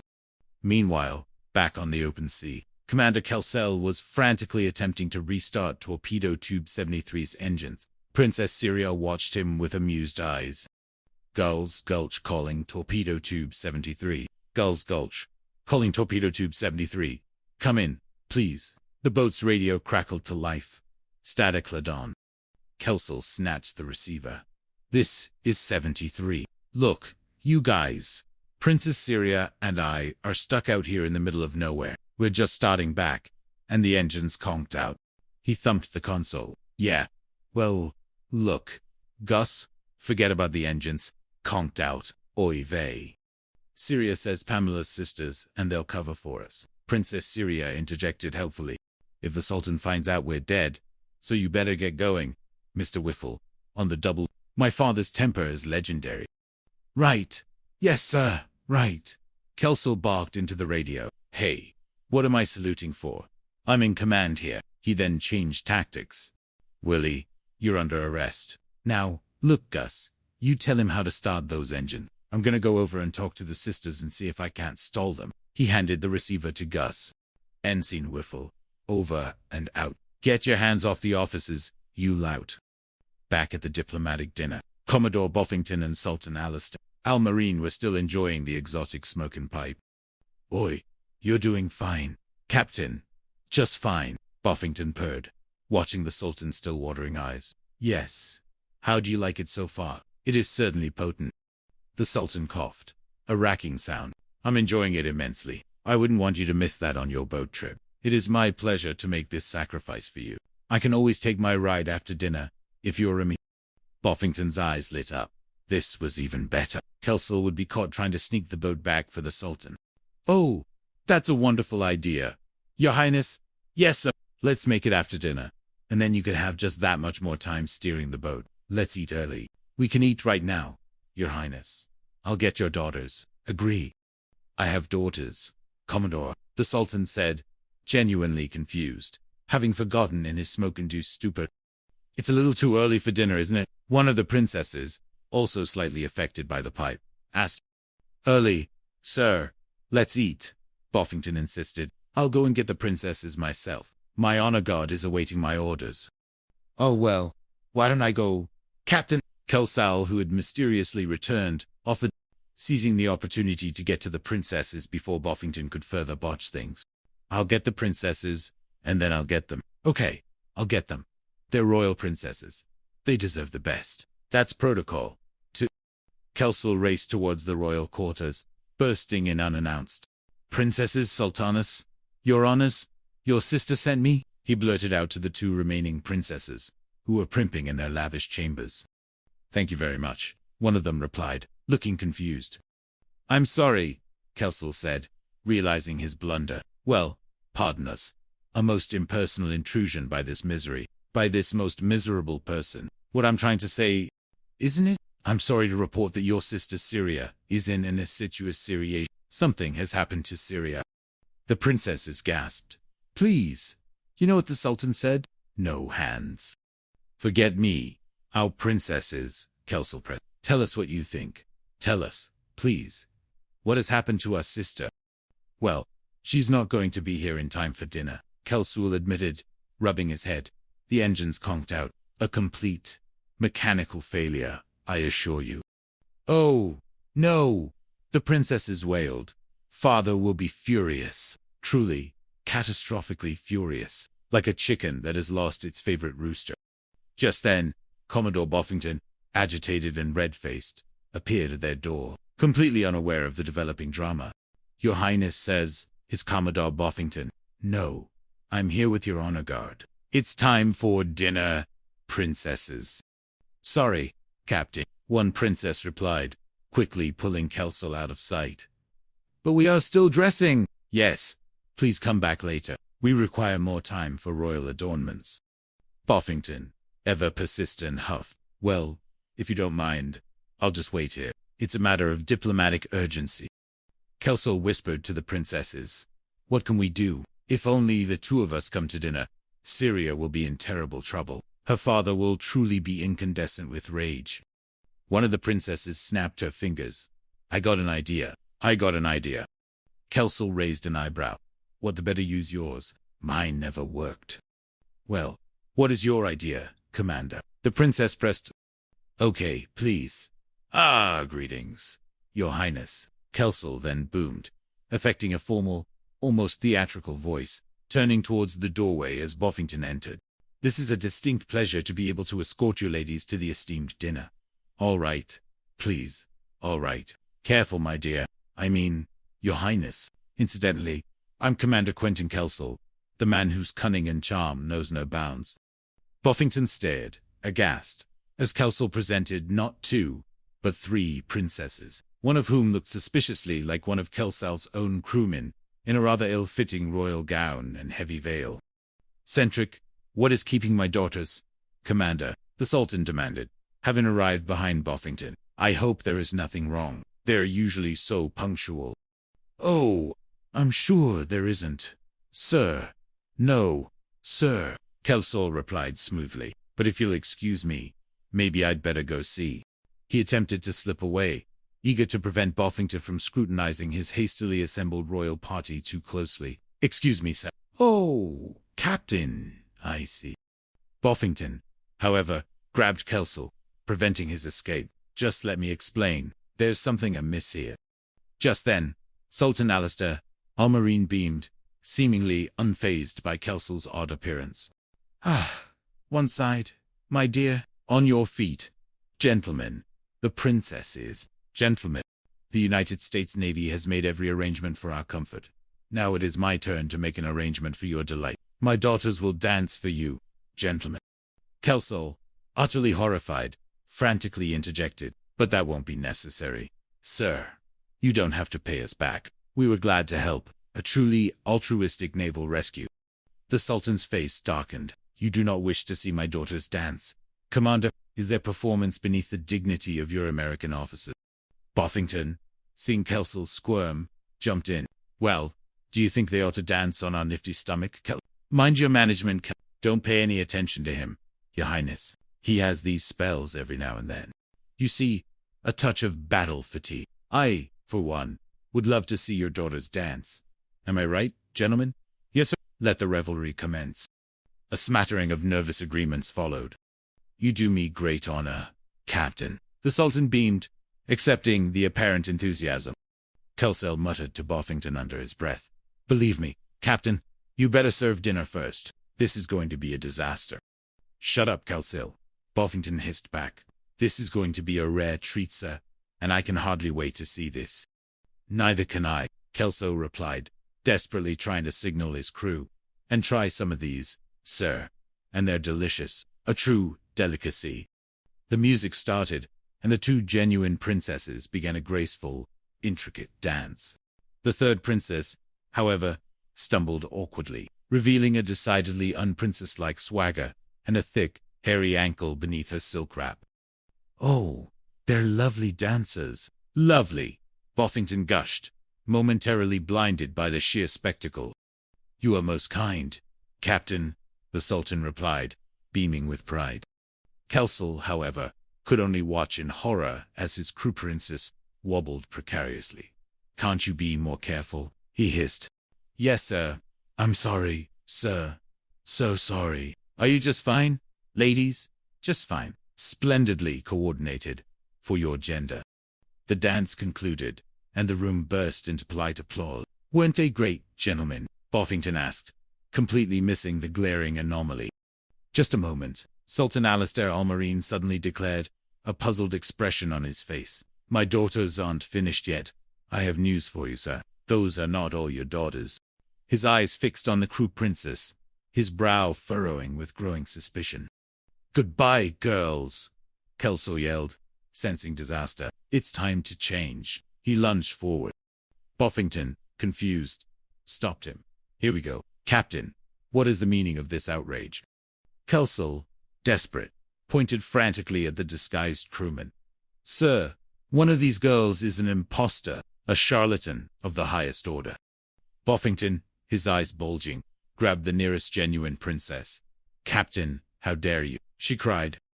Oh, I'm sorry. Buffington stammered, realizing his mistake and releasing her. This isn't the one. This must be the one, sir. He lunged at the crew princess, pulling off the veil and revealing Gus Grumble's sweaty, bearded face. A collective gasp went through the room. Stop this madness, Commodore, the Sultan roared, utterly outraged. The admiral will hear of this insufferable farce. Well, brother, you stop it, Captain, Campbell interjected, struggling to contain Gus. You can't do this. Oh, I can't I? Buffington shrieked, triumphant. You must be the one. You phony Bolognese bunny. You're under arrest for impersonating a princess and for making a mockery of international diplomacy. Arrest, Gus yelped, startled. Your Highness, I'm terribly sorry, Buffington babbled, turning to the enraged Sultan. Captain, your unpardonable behavior will be reported to the State Department. This is an insult of the highest magnitude. Campbell quickly intervened. Oh, sir, he didn't mean it. I didn't mean it, Your Highness. You see, I thought I saw one of my stupid nips with Ensign Whiffle. I mean, your daughter looked just like him, sir. I didn't know that, sir. Campbell lied, desperately trying to explain the confusion away. Enough, the Sultan commanded, his voice trembling with fury. Come, daughter. I will raid your Washington with a fleet of indignant royal complaints. I want justice for this affront. Mercy, mercy, Your Highness, Buffington pleaded, seeing his career dissolved before his eyes. Stupid infidel, the Sultan spat, sweeping his daughters out of the room. Buffington, utterly defeated, looked around in despair. Why me? Why is it always me? Of all the dumb, dim-witted things I've ever seen in my life. Campbell, having rounded up the rest of his crew, simply shook his head. Skip, let me explain. I don't want to hear another word out of you 8 balls, Campbell snapped, his patience having run out. Now, go on, get going before Commodore Buffington catches you here and I. Too late, Skip, here he comes. Chuckle, Higgins warned, pointing. Buffington, with a desperate last-ditch effort, reappeared, carrying a ceremonial sword. Ooh, princess. Wait, your father forgot his sword, and I hope you'll forgive my stupidity. I meant no disrespect. He spotted the crew and Oh, no. Now, Captain, this is embarrassing. Get awake. Now, Princess, whatever your name is, would you ask your father to forgive Holt? He lunged at Kelso, wielding the sword. Oh, boy, Kelso cried, dodging. Well, would it help if I forgive you? I can't get him out of here. No, no, no. Captain, no, no. Captain, no. Kelso yelled, ducking and weaving around the flailing sword, his attempts at diplomacy utterly forgotten in the face of imminent bodily harm. The diplomatic dinner had devolved into pure, unadulterated slapstick chaos. A few days later, the air was thick with tension back at Kurulkiato. Commodore Boffington, despite his continued medical issues, was determined to exert his authority. He'd convened a fitness board to assess Ensign Pipkin Whiffle's suitability for command, a transparent attempt to punish Kelso through his subordinate. Kelso and his crew were holed up in their Torpedo Tube 73 lair, grumbling about their situation. He shares a long time getting a wisdom tooth pulled, Gus Grumbles remarked, looking at the distant convalescent cove, where Boffington was supposedly recovering. Never takes me that long to Dennis. It's over real fast, right after he catches me. Willie the Whale Wiggins nodded solemnly. Well, the skipper's gonna be in some mood when he gets back. I don't blame him. It's murder. Hey, I guess you're right, Chuckle Higgins agreed, probably snapping everybody's head off, like a hungry alligator. Kelso stretched out on his bunk, groaned. All right, I guess we'd better really be on the book for Pipkin's fitness hearing. Boffington is not in a forgiving mood. Just then, the convalescent cove's Dr. Zephyr Blim burst in, a wide, almost manic grin on his face. I don't believe him. He just had his tooth pulled. Who's the dentist? Bob Hope. Dr. Blim was clearly affected by something. He needs a skip. Kelso sat up, looking at the deliriously happy doctor. Why so happy, Blim? What did you do? Bite the dentist's finger. Happy, Dr. Blim laughed. A high, reedy sound. Are you kidding? I'm in agony. Pure, unadulterated dental agony. The doctor's given me a new painkiller. Not your, nitrous oxide. Yeah, that's it. The laughing gas jazz. The crew looked at each other. Laughing gas. Well, that must be some joke, Blim Kelso remarked. Just look at you. You sure feeling no pain? Are you kidding? No pain. It's killing me, Dr. Blim giggled hysterically. The doctor said it'll wear off pretty soon. We better get the skipper back to the island before he strains something trying to stand up. He's practically airborne with delight. How come for it, you guys? Kelso looked at his crew. Don't worry. Skip. I'll take over. Gus Grumbows volunteered, eager to drive the jeep. He'll take over, Kelso muttered, knowing Gus's driving skills. Must have been the way I said it. How you doing, Skip? I never felt worse, Gus, Dr. Blim declared, still laughing. Now, don't worry about a thing. I got everything under control. McHale. Gus, at the wheel of the jeep, swerved wildly. Mr. Whiffle, I'm both dead ahead. Kelso grabbed Gus. Oh, pull backwards. Please. Not that way. You lunatic. Suddenly, there was a loud thud and a startled shriek. Commodore Boffington, miraculously cured and making his own way back, had been hit. Hey, you murderers! Boffington shrieked, scrambling up from the dust. Hey, this is Commodore Boffington. Pull him out. Stand there. We just ran over Captain Pipkin Whiffle yelled, terrified. He ran over Captain Boffington. Now he'll have his horse shot, Gus shouted back, panicking. Skip, permission to go on sick call. Willie the Whale, Wiggins asked, his face green. I want to get a toothpick. He'll have his horse shot. Get your hands off of me, you sea-gulling murderer, Boffington screeched, advancing on Gus, a wild look in his eyes. I've got you this time, trying to kill me in this hot rod. Is that what he tried to do? Kelso, quickly thinking, intervened. Wait a minute. Captain, if you want to blame anybody, you'll blame me, sir. You see, I had this tooth pulled out earlier. Quite a hole, sir. He gestured dramatically at his mouth. Boffington, however, was past reason. I don't care about that, Kelso. I'm sick of your excuses. Sick. I'm gonna do something with this imbecile. I should have done a long time ago. Something utterly devastating. Skip, I'm against regulational spankaging law, Pipkin Whiffle protested, nervously. Yes, sir. I am going to send a message to Grand Command Post, Buffington declared, his eyes gleaming with malicious intent. And you know what? I'm going to request Chuckle Higgins, thinking quickly, replied, a couple cases of ketchup. I gotta tell you, we're low on ketchup.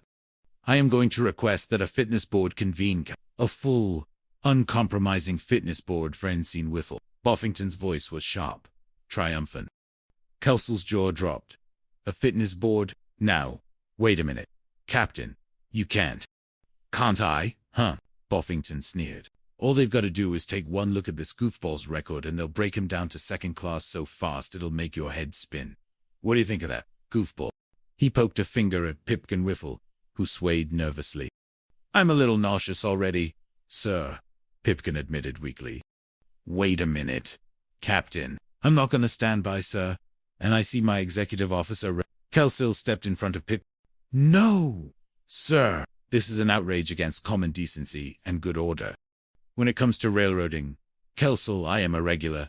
Casey Jones, Buffington retorted, preening. All right, take me to the barn. I hope he runs off on track. The crew watched, dismayed. Hey, Skip, can he do that? Can he bring Mr. Whiffle to a fitness board? Gus asked, genuinely worried. I don't know, Gus, damn it. Kelsill cursed, his usual coolness rattled. Chuckle Higgins, always a stickler for rules, pointed out, oh, come on. Will you? Chuck, take off that hat. You're still an ensign. And if we have anything to do about it, you're gonna stay an ensign. Yeah, well, when that fitness board gets here, boy, it's gonna be so long, Mr. Whiffle. It ain't fair. How do you get out of this chicken navy? Willie, the Whale Wiggins lamented. Kelsill, however, all right. Listen, stop your jabbering and start using your skulls. There must be some way we can get Buffington to call off this hearing. Some brilliant, unorthodox strategy. Gus, ever the pessimist, grumbled. Yeah, if we can only jolly him up some way, you don't get him in a good mood. Skip, even an undertaker, couldn't put a smile on his face. Kelsill's eyes, however, suddenly lit up. I got it, guys. Why don't we call a truce? Maybe even throw him a party, a festive gathering to soften his granite heart.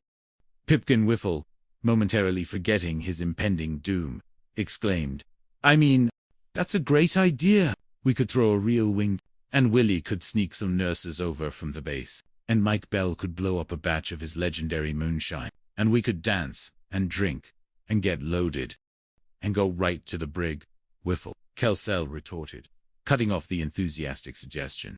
That's all we need to do, to face Buffington's wrath directly. Now, wait a minute. Hold it, boys. I think you just clued your Uncle Dudley into something. Kelsill paused, his mind working furiously. Well, can't you? Now, wait a minute. We might have a chance if we get all that Buffington in a happy mood. Right. The crew chorused. Well, now, this is strictly out of left field, Kelsill continued, a mischievous glint in his eye. But remember what Dr. Blim felt like when I came back from the dentist the other day. The laughing gas. Boys, wow. If Buffington felt that way, he'd not only cancel a fitness board, he'd probably promote Mr. Whiffle to admiral. And if that don't jolly up all that Buffington. Listen, Gus chimed in, he'll be so hysterical. He'll do anything. He'll probably confess to piloting an unidentified flying object. Kelsill turned to Higgins. What do you think, Chuck? Higgins grinned. Well, I'm still trying to get used to it. Admiral Charles Parker. Admiral Pete Parker. No. That's Pipkin Whiffle. Admiral Pipkin Whiffle. The sound of it alone is enough to send Buffington into a laughing fit. You bunch of hyenases, come here, Kelsill hissed, waving them closer. We got plans to hatch. Now, listen to this. It's going to be a masterpiece of comedic manipulation. Under the cloak of night, the nefarious plot began to unfold. Gus Grumbles, with surprising stealth, presented a large, clanking tank to Presto, Skip, 1 tank, 100 proof laughing gas, compliments of the base dental units, a little midnight requisition from Dr. Blim's secret stash. Kelsill patted Gus on the back. Good work, Gus. Always nothing but the best for Mr. Whiff. I'd steal a whole dentist, if it meant saving his naval career. All right. Kelsill hissed, gathering his crew. Now, you guys sure you know what to do? The fate of Pipkin hangs in the balance, and with it, the piece of coral Kiat. Gus, always confident, thumped his chest. Had no fear, Skip. Once we've blown a blast of that laughing gas onto old lead bottom to the office window,